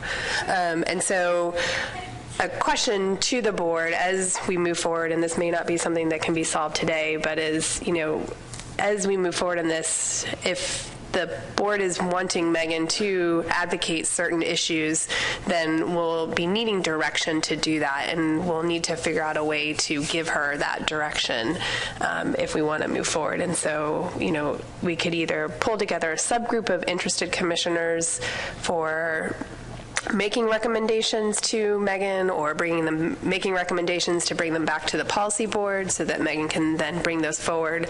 The hard part there will be that at times I don't think that a policy board meeting will quite align with meetings that Megan will be going to, and so sometimes she may need some direction outside of our quarterly meeting process. So it's just something to think about, and sort of my question to you all is, how should we move forward? Pat? Thank you, Mr. Chairman, and thanks for that, Tony. I think we do need a subgroup to work on this. Dave Borden and I and others, and Richie in particular, have talked a lot about the enforcement components. There's going to be a tasking motion later for the Law Enforcement Committee in regards to enforceability of ropeless fishing. There is, as Tony said earlier, we're here as a policy board because this covers many of our species that are managed here at the commission. So I'm going to make a motion now to address this by moving that we establish a working subcommittee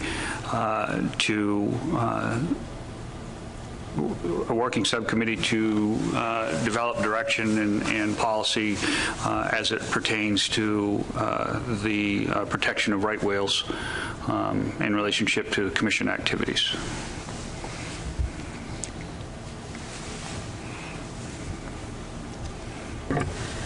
Thanks, Matt. Let's get that up there. Do we have a second to that motion? Dave Borden? Any suggestions on who would chair this? Dave Borden.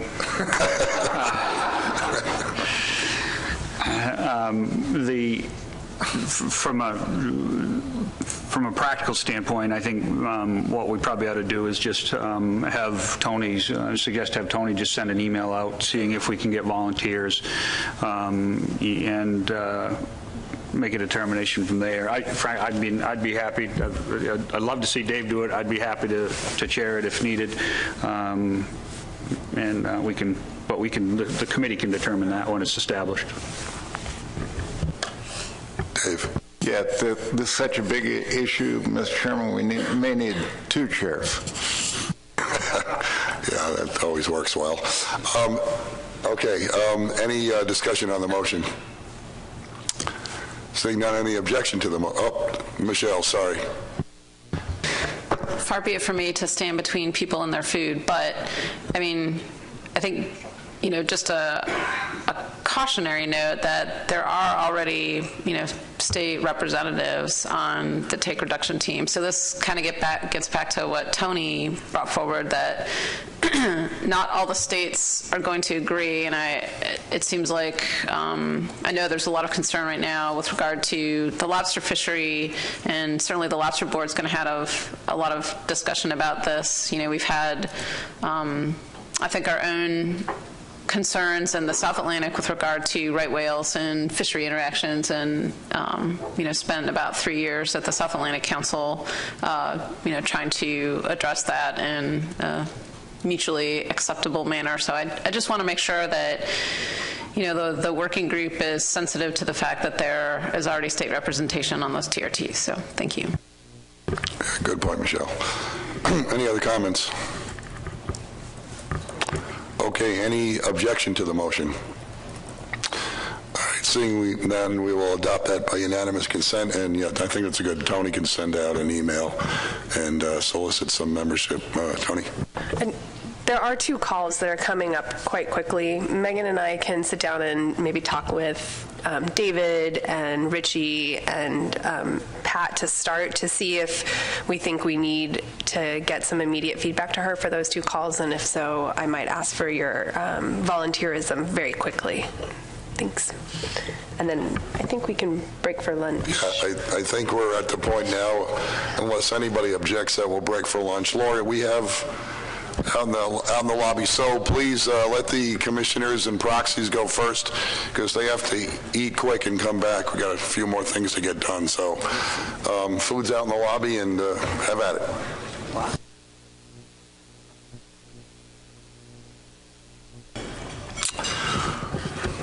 Okay, our next item on the agenda is review and consider approval of the 2019 Shad Stock Assessment and peer-reviewed terms of reference. And Jeff Kipp is going to go through a presentation on this. Jeff.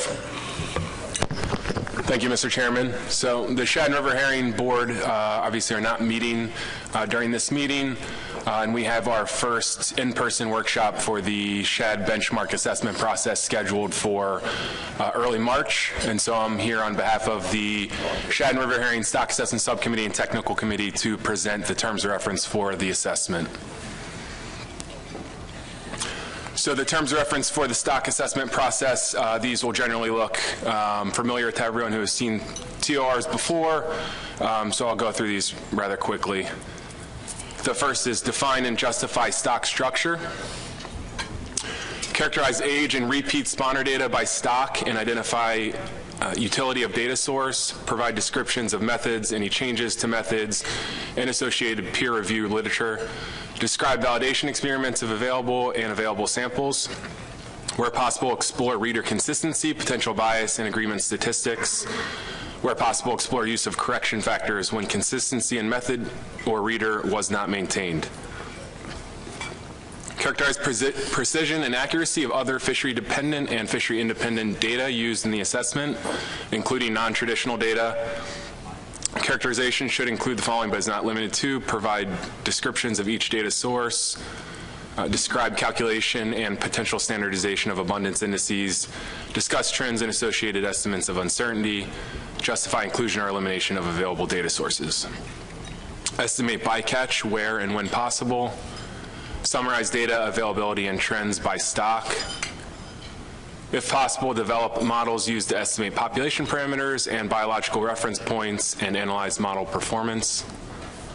Recommend stock status as related to reference points, if available. Evaluate other potential scientific issues, compare trends in population parameters and reference points with current and proposed modeling approaches. If outcomes differ, discuss potential causes of observed discrepancies. Compare reference points derived in this assessment with what is known about the general life history of the exploited stock. Explain any inconsistencies. Explore climate change impacts on the species. Explore predation impacts on the species. Discuss all known anthropogenic sources of mortality and productivity by stock. If a minority report has been filed, explain majority reasoning against adopting approach suggested in that report. The minority report should explain reasoning against adopting approach suggested by the majority. Develop detailed short and long-term prioritized lists of recommendations for future research, data collection, and assessment methodology. Highlight improvements to be made by initiation of next benchmark stock assessment. Note research recommendations from the previous assessment that have not been addressed and those that have been partially or fully addressed. Recommend timing of next benchmark assessment and intermediate updates, if necessary, relative to biology and current management of the species.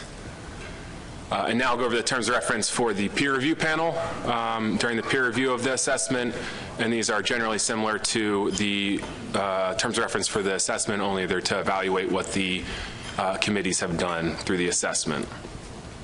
Evaluate choice of stock structure.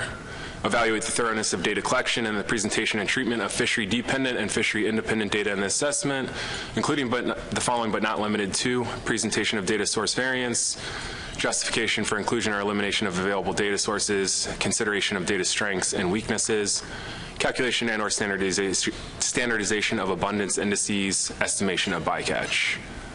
Evaluate the methods and models used to estimate population parameters and biological reference points, including but not limited to. Evaluate the choice and justification of the preferred models. Was the most appropriate model chosen given available data and life history of the species? If multiple models were considered, evaluate the analyst's explanation of any differences in results. Evaluate model parameterization and specification. Evaluate the diagnostic analyses performed, including but not limited to sensitivity analyses to determine model stability and potential consequences of major model assumptions. Evaluate the methods used to characterize uncertainty in estimated parameters. Ensure that the implications of uncertainty and technical conclusions are clearly stated. If a minority report has been filed, review minority opinion and any associated analyses. If possible, make a recommendation on current or future use of alternative assessment approach presented in minority report. Recommend best estimates of stock biomass, abundance, and exploitation from the assessment by stock for use in management, if possible, or specify alternative estimation methods. Evaluate the choice of reference points and the methods used to determine or estimate them.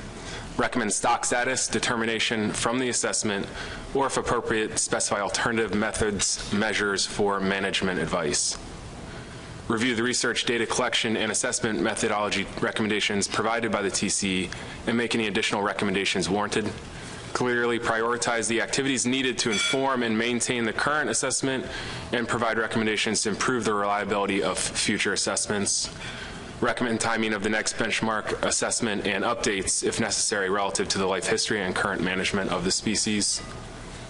Prepare a peer review panel terms of reference and advisory report summarizing the panel's evaluation of the stock assessment and addressing each peer review term of reference. Develop a list of tasks to be completed following the workshop. Complete and submit the report within 4 weeks of workshop conclusion. And this is an abbreviated version of the stock assessment schedule with all the in-person meetings here. Obviously today we are presenting the terms of reference. We have a data workshop scheduled for March 5th through the 8th.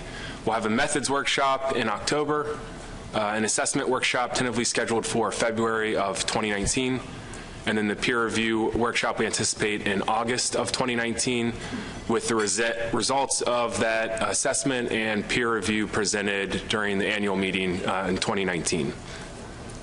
So if there are any questions on the terms of reference or the schedule for the assessment, I can take those now. Thanks, Jeff. Good report. Questions? Jason. Yeah, Jeff, just one question on, there's a reference point, term of reference, and so it's my understanding that the SHAD is kind of this amalgamation of a bunch of kind of sub-stocks, and you do your best to assess them, but I'm guessing some will be data-limited approaches. And so do you think that that reference point, term of reference, is too restrictive? I'm thinking that you might not be able to develop a reference point in some of these instances, but maybe will be able to offer a recommendation on catch advice rather than a reference point.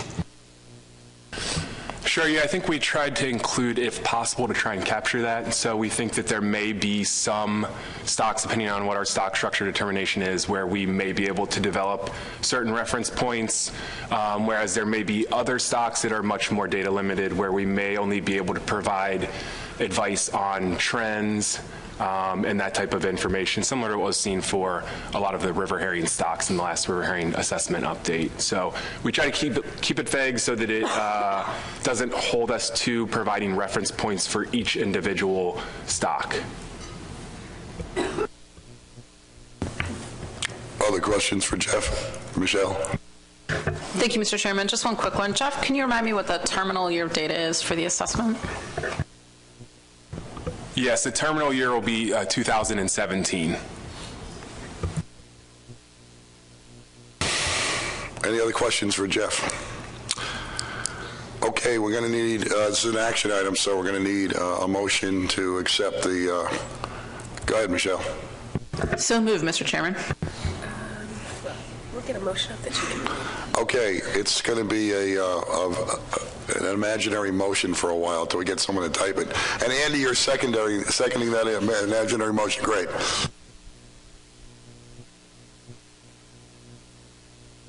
Okay, move to approve the 2019 shad stock assessment and peer review terms of reference. It's a motion by Dr. Duval and seconded by Mr. Shields. Any discussion on the motion? Any objection to the motion? Seeing none, we'll adopt that unanimously. Thanks, Jeff.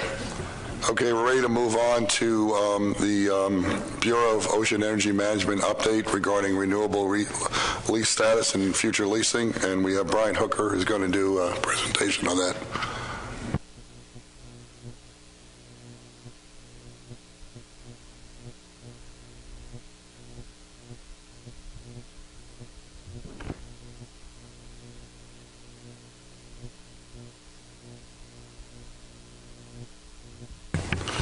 Welcome, Brian, and whenever you're ready, have at it.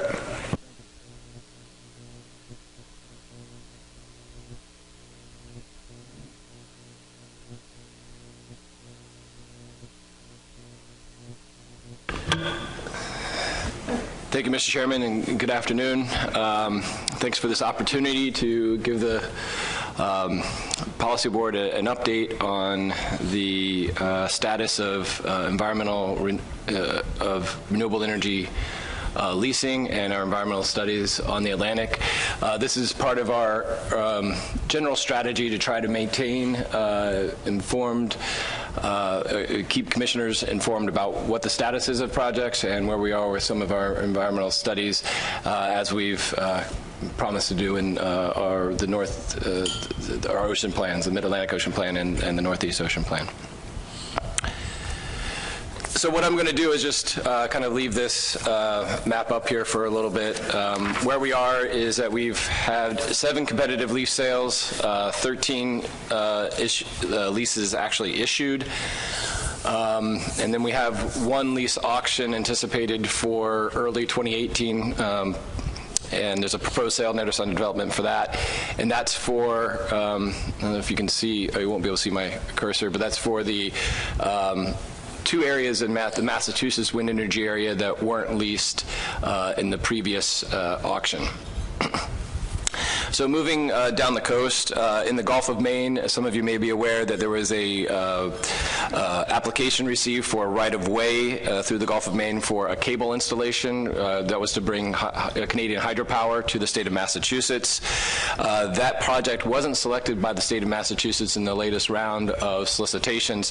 However, the developer has still indicated that they want us to still proceed with that, what we call a competitive interest, determination of competitive interest in that Gulf of Maine right-of-way. So you still might see a Federal Register notice asking for notice and comment on the comment on that right-of-way through the Gulf of Maine.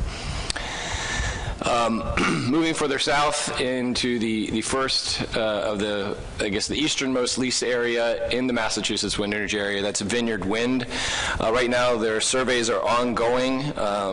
They did, and they're about to ramp up some surveys this spring. They did submit a construction and operations plan in December, which is undergoing review. This is our kind of first construction and operations plan since the Cape Wind project, which you may have noticed in the news. We're processing a relinquishment request for that particular lease. Anyway, so there should be a notice of intent to prepare an EIS this spring. So that's the next step in that process. Once we determine that construction operations plan is complete, there'll be a notice of intent to prepare the EIS to kick off the EIS process for that construction operations plan. Moving west, Bay State Wind still has surveys ongoing. They've had their site assessment plan approved, which was for 2 meteorological buoys, and we're anticipating a construction and operations plan from them in late 2018. Continuing west is the South Fork Wind Farm. Again, surveys are ongoing. This is the Deepwater Wind project. That SAP, the site assessment plan for that one, was approved in October 2017, and we do anticipate a construction operations plan in 2018 for that project as well. And as I mentioned earlier, the Massachusetts unleased areas, the areas still that are west of Nantucket Shoals, there's a proposed sale notice currently under development. Continuing westward, we have the Empire Wind lease area. That's the leaseholder is Statoil. Early planning is still underway. There's a SAP survey plan that was submitted in November that's still under review. They hope this spring to begin doing some surveys in the Empire Wind lease area. Also, in New York Bight, as I mentioned, as I've briefed the Mid-Atlantic and the New England councils recently, we're in the process of developing a call for information for additional sites in the New York Bight. This is a map that was shared with the New York Task Force. It was actually a New York Task Force that involved adjoining states as well. So this is still under development. It's not clear if this is the actual areas that will be in the call for information, but what we're doing is wanting to solicit more information on how these areas are used and what may be compatibility issues for the purposes of leasing for offshore wind energy development. Again, that will likely be that call for information will likely be this spring. Continuing to move further south into the New Jersey wind energy area, the northern site there is owned by a leaseholder U.S. Wind. We're still anticipating a site assessment plan for the deployment of potentially just meteorological buoys in 2018. The Ørsted Energy, the ocean wind site south of that, they have completed their SAP surveys, and their deployment of their final survey buoys, or their meteorological buoys, is currently going under final review. And we also anticipate that we may receive a construction and operations plan from them in late 2020. Continuing down into the the Delaware lease area, the Skipjack Wind Farm has a SAP term ending in December 2019, and we anticipate a COP later in 2018. They were one of the finalists for the Maryland Offshore Renewable Energy Tax Credit. And then further down into the quote-unquote Maryland wind energy area, that was U.S. Wind. That SAP is also nearly complete. They're hoping to build a meteorological tower. That's one of the few sites where, I think actually the only site that they're proposing to build an actual meteorological tower. And we expect to wrap that up this year. Continuing down is the Coastal Virginia Offshore Wind Project. It was formerly known as VALTAP. The Virginia Department of Mines, Minerals, and Energy, along with Dominion, and the Ørsted have kind of revived that research assessment plan. That's for two turbines offshore Virginia. And so that RAP is actually already approved. We're just undergoing a review of any changes that they've made. They've primarily proposed changing the foundation type for those two turbines, and we anticipate undergoing that final review, and then they anticipate construction in 2020 for those two turbines. The Virginia commercial lease area, the larger lease area adjoining the study site, we anticipate buoy deployment there not until 2020. Continuing further south and off of North Carolina, the aka Kitty Hawk lease site that was awarded to Avangrid Renewables on October 10th, 2017, with an effective date of November 1st, 2017. And so they're just getting their act together in as far as determining what their timeline on when they want to pursue activities like site assessment plan activities in that area. BOEM most recently had a task force meeting on December 7th in Virginia Beach, where both the CVOW project and the Avangrid Renewable site were discussed. As just in other BOEM program notes, as you're probably aware of in the news, the oil and gas side of BOEM has developed a draft is in the process of developing a draft proposed program for 2019 through 2024. They've been holding several meetings up and down all over the country in state capitals. And lastly, the Atlantic G&G seismic survey permits. There are 5 permits that are being processed for incidental harassment authorizations, and those IHAs are likely looking to be approved probably early or this spring. So moving on to some of our studies, I just wanted to highlight some of the studies that we're doing. We're continuing to do some work with our ventless trap survey around Cox Ledge. We just finally posted a benthic habitat mapping study that we did for all the wind energy areas that was done with the Northeast Fisheries Science Center out of Sandy Hook. Again, that's on our completed environmental studies page, and that report is now available as of just a couple weeks ago. We're continuing a lot of work on fish telemetry between New York, Delaware, and Maryland and Virginia. Those reports should be available in the coming year. We'll also anticipate the release of the final report on electromagnetic fields on lobster, skates, and crabs that was done in Long Island Sound by the University of Rhode Island. And then lastly, we have funded, and we're starting to get some preliminary results in on some of our study that's done with Woods Hole Oceanographic and Northeast Fisheries Science Center, looking at the sound of the construction noise generated at the Block Island wind farm in state waters, and how that affects black sea bass and longfin squid. And again, these are in tank studies right now, but then hopefully we'll be able to do some more empirical work offshore in the future. So with that, I'll open it up to any questions you might have, and hopefully touched upon all the questions you might have. Thanks, Brian. Great report. Questions for Brian? Jason. Thanks for the report. One question I have is with regard to rules about fishing. So I'm wondering if within these areas, would there be fixed gear fishing allowances, mobile gear allowances, or are those sorts of things going to be determined by the companies that end up picking up the lease? No. The Coast Guard, each company is required to do a navigational risk assessment that the Coast Guard will evaluate. But at this time, though, there's been no indication by the Coast Guard or BOEM or anyone that there would be any prohibition on fishing activity of any kind once the wind farm becomes operational.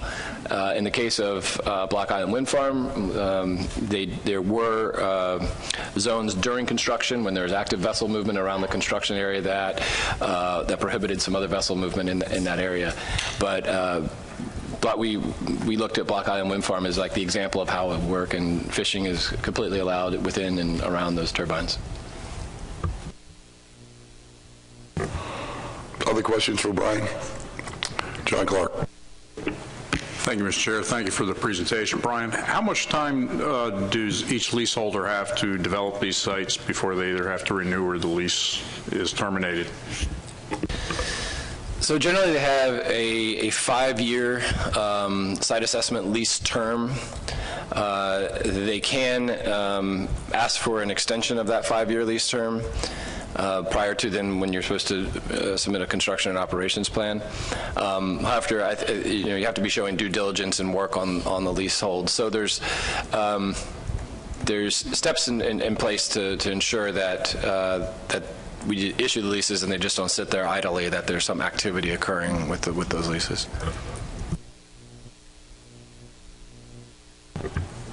Any other questions for Brian?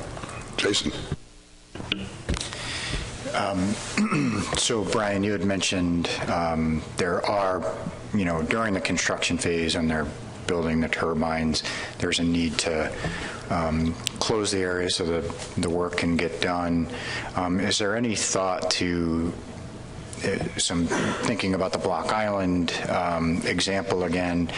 So in the ramp up to construction, they identified impacted fishermen in the lease area and developed I'll call it a compensation program for lack of knowing what the actual term was. So is there any guidance or plan from the federal government to have that be a requirement as these areas are being built to develop some sort of mitigation, is the word, mitigation plan for these areas for displaced fishermen? Sure. We have guidance on how to comply with information requirements on the socioeconomic status of fisheries in the area and how your activities may be impacting those entities. That generally, won't occur until the EIS process if there's a significant impact and what they intend to, how they intend to mitigate it. That will be part of that NEPA process. There's no specific requirement per se that for the compensation of lost fishing activity or lost fishing opportunity from construction. However, that's one thing that we'll be looking closely at with the review of these construction operations plans and in the EIS process. I will stress that we do have guidance. Like I mentioned, we have that guidance document that really stresses the importance of developing a fisheries communication plan and to ensure that that communication is happening and that the information provided in the construction operations plan is reflective of they know what their potential impacts are to fishermen in that area. And so that's what the objective of those guidelines are, so that nothing is a surprise when it comes down later that they may be impacting some fishery operations that in a negative fashion. Eric Reed. Thank you, Mr. Chairman. Mr. Hooker, how are you? Can you tell us what the Coast Guard has to say about all this? I mean, there's real concerns about the effect of wind turbines on radar and, of course, vessel movement and the safety of that. Can you tell us what kind of advice you've gotten from the Coast Guard and what your response to that advice might be? We get advice from Coast Guard throughout the process, whether it's on the initial siting of the areas that we want to lease. They do red, yellow, green maps of like where they think vessel traffic is, heavy concentration of vessel traffic, and how offshore wind may or may not be compatible with that level of use. But as I mentioned earlier, there is when we get down to the individual project level, their role really comes in that navigational risk assessment aspect. And that's prepared as part of the construction and operations plan, and that's reviewed by the Coast Guard directly. So through that process, they can provide advice and feedback to the developer. Matter of fact, they have a navigational circular about how they have their own guidance document on how to prepare that and how they intend to use the information in that document. So some of that can happen more directly between the developer and the Coast Guard as well. But is that, I mean, it's the Coast Guard, there's a lot of issues beyond navigation, including things like homeland security. So is that advice from the Coast Guard binding, or is it just advice that doesn't necessarily have to be followed? When you look at what's going on south of the Vineyard, maybe you can remind me how many turbines are potentially capable of going in that area, and just the sheer transiting capabilities of not necessarily wreck guys or small commercial boats is going to, they may not be affected so much, but the larger boats that go through that area to get offshore are going to be substantially affected depending on what that looks like. But so that's my question. Is the Coast Guard's advice binding, and how many turbines can go into those areas south of the Vineyard? So, as I said, for some of the general, they make recommendations as far as some of the early planning process. Those are non-binding recommendations. But I think when we get into the individual project specifics as part of that navigational risk assessment, I think that is binding on the developer as far as like what their determinations is regarding that navigational risk assessment, whether it's acceptable and the measures they have in place are adequate to ensure the navigational safety of the area.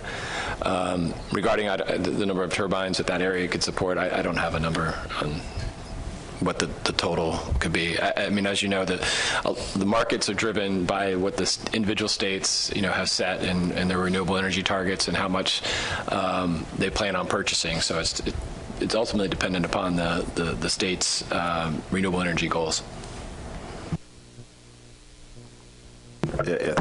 I'm sorry, I get 3 bites. That's against Mr. Abbott's directions, but anyway.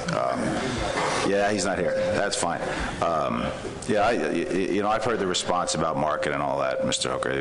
We both know that. But the question is, given the spacing between those turbines, how many can go into those areas? I mean, how far apart do they physically have to be? It's not very far. And there is a zone around those turbines that has to be considered. So, that's my question. How many can you put in there given the spacing between those turbines? I mean, it's a big number. It's not like 7. And I've asked that question before, and everybody's afraid to answer me. But maybe the next time I see it, which will probably be pretty soon, maybe next week, I'd like somebody to tell me that number. Thanks. I'll see if I can put something together for you.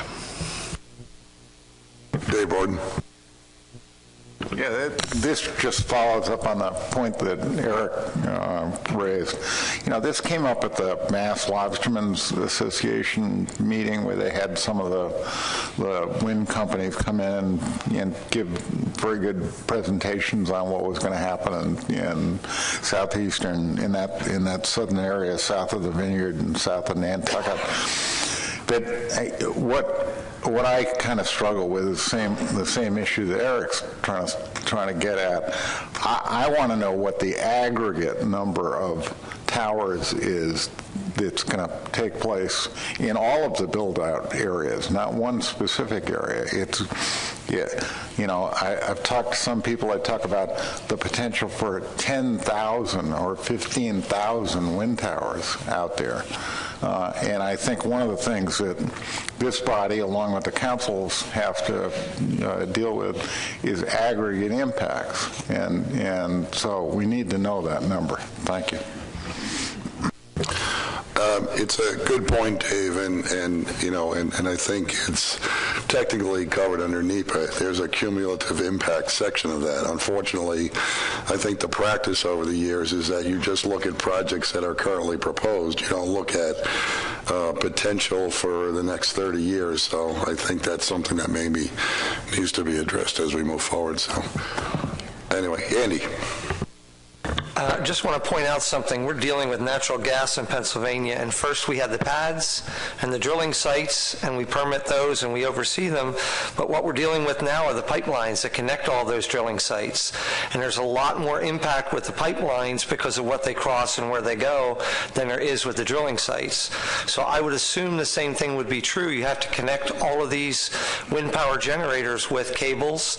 They're probably going to be interconnected. So in terms of your impact on ocean bottom, it's going to be more than just where they're physically sited. It's going to be the route that the cables take and how many cables, if there are 10,000 or 15,000. So I would say, similar to what Eric asked, in a future presentation, if there's any way to kind of scale that for us, that would be appreciated. Thank you. Okay, I think we've had some good discussion on this. Thanks, Brian, for your update. I'm sure we'll be talking with you. You're keeping my office busy, so anyway, thanks for coming down. That brings us down to other business.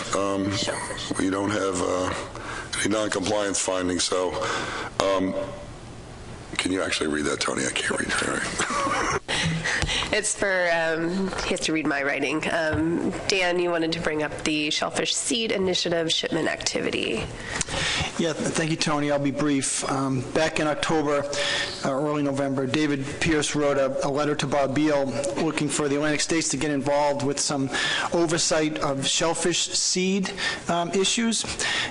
So quickly, the statement of the problem is we want to get ahead of what we're seeing as unauthorized aquaculture operations receiving seed, usually sent to hobby farmers.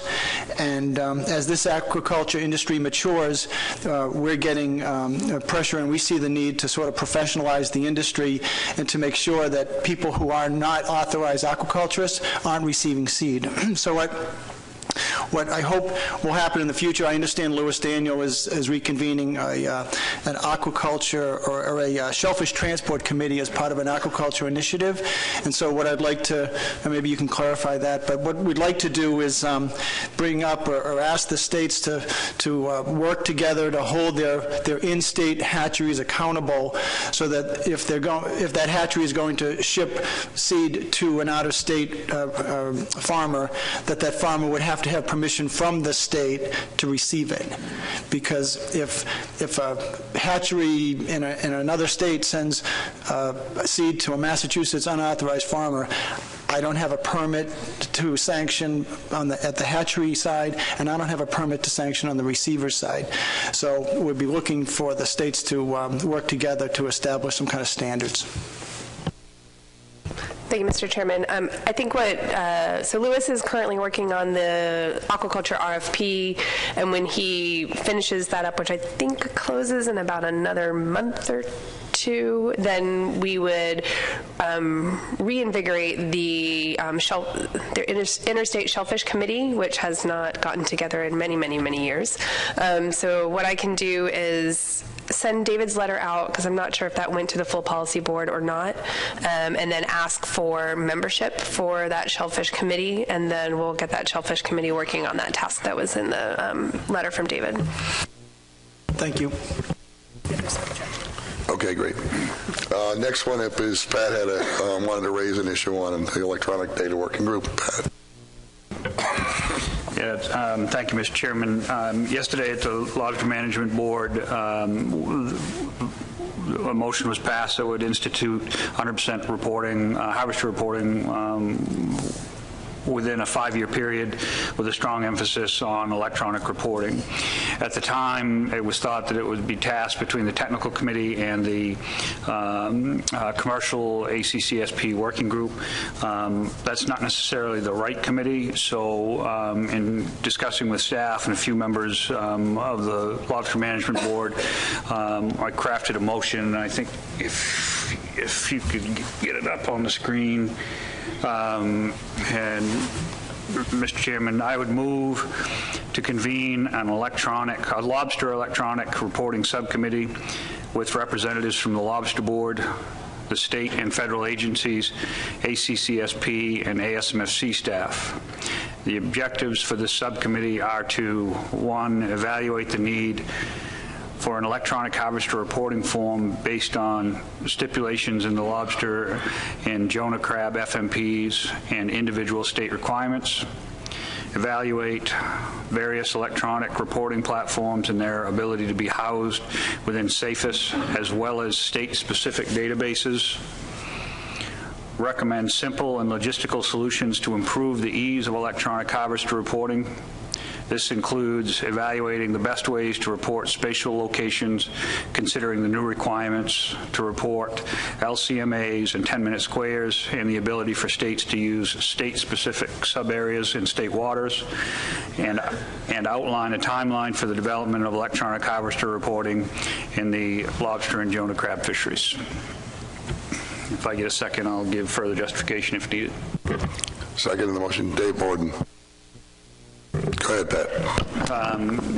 So the purpose of the subcommittee is obviously to guide development and implementation of electronic reporting in the fishery.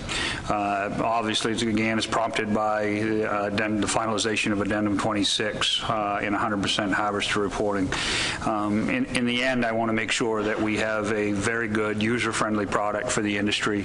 We're talking about a great, if we're moving into the state of Maine with 100% reporting, we're talking about adding a lot of harvesters and a lot of data points, considering the amount of trips that are going to be made. So I want to make sure we do this once, and when we do it right.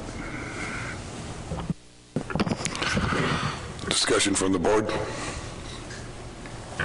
David Pierce.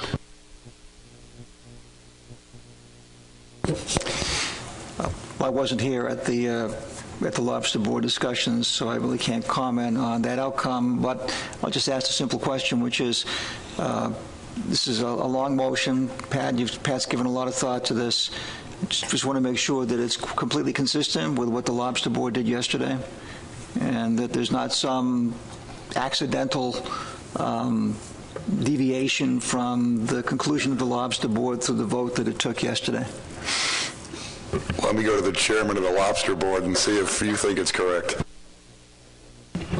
As long as I'm not accused of accidentally agreeing, I believe it fits the tone of what was discussed at the motion made. I just don't think we gave an exact tool on how to get it done. Dave Borden. Yeah, thank you, Mr. Chairman. I'd note that the length of this motion was modeled after one of the more illustrious members of the New England Council, Dr. Pierce. He has his own name for motions. They call it a Pierce motion if it extends past 5,000 words. I totally support the motion, but I would hope that the staff would have the flexibility to scale this committee down so it doesn't become a monster, and unless somebody disagrees with that, make it as small as you can, but keep it effective. Thank you. I think we can handle that, Dave. Good point. Other comments? Okay, is there any objection to the motion?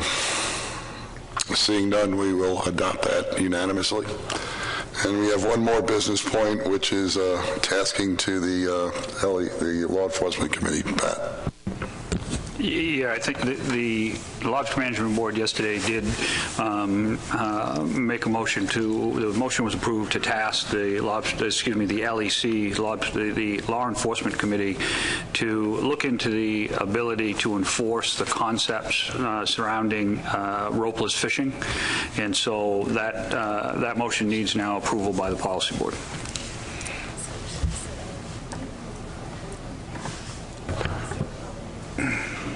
Okay, we have a motion up. Do we have a second? Motion by Mr. Kelleher. Do we have a second?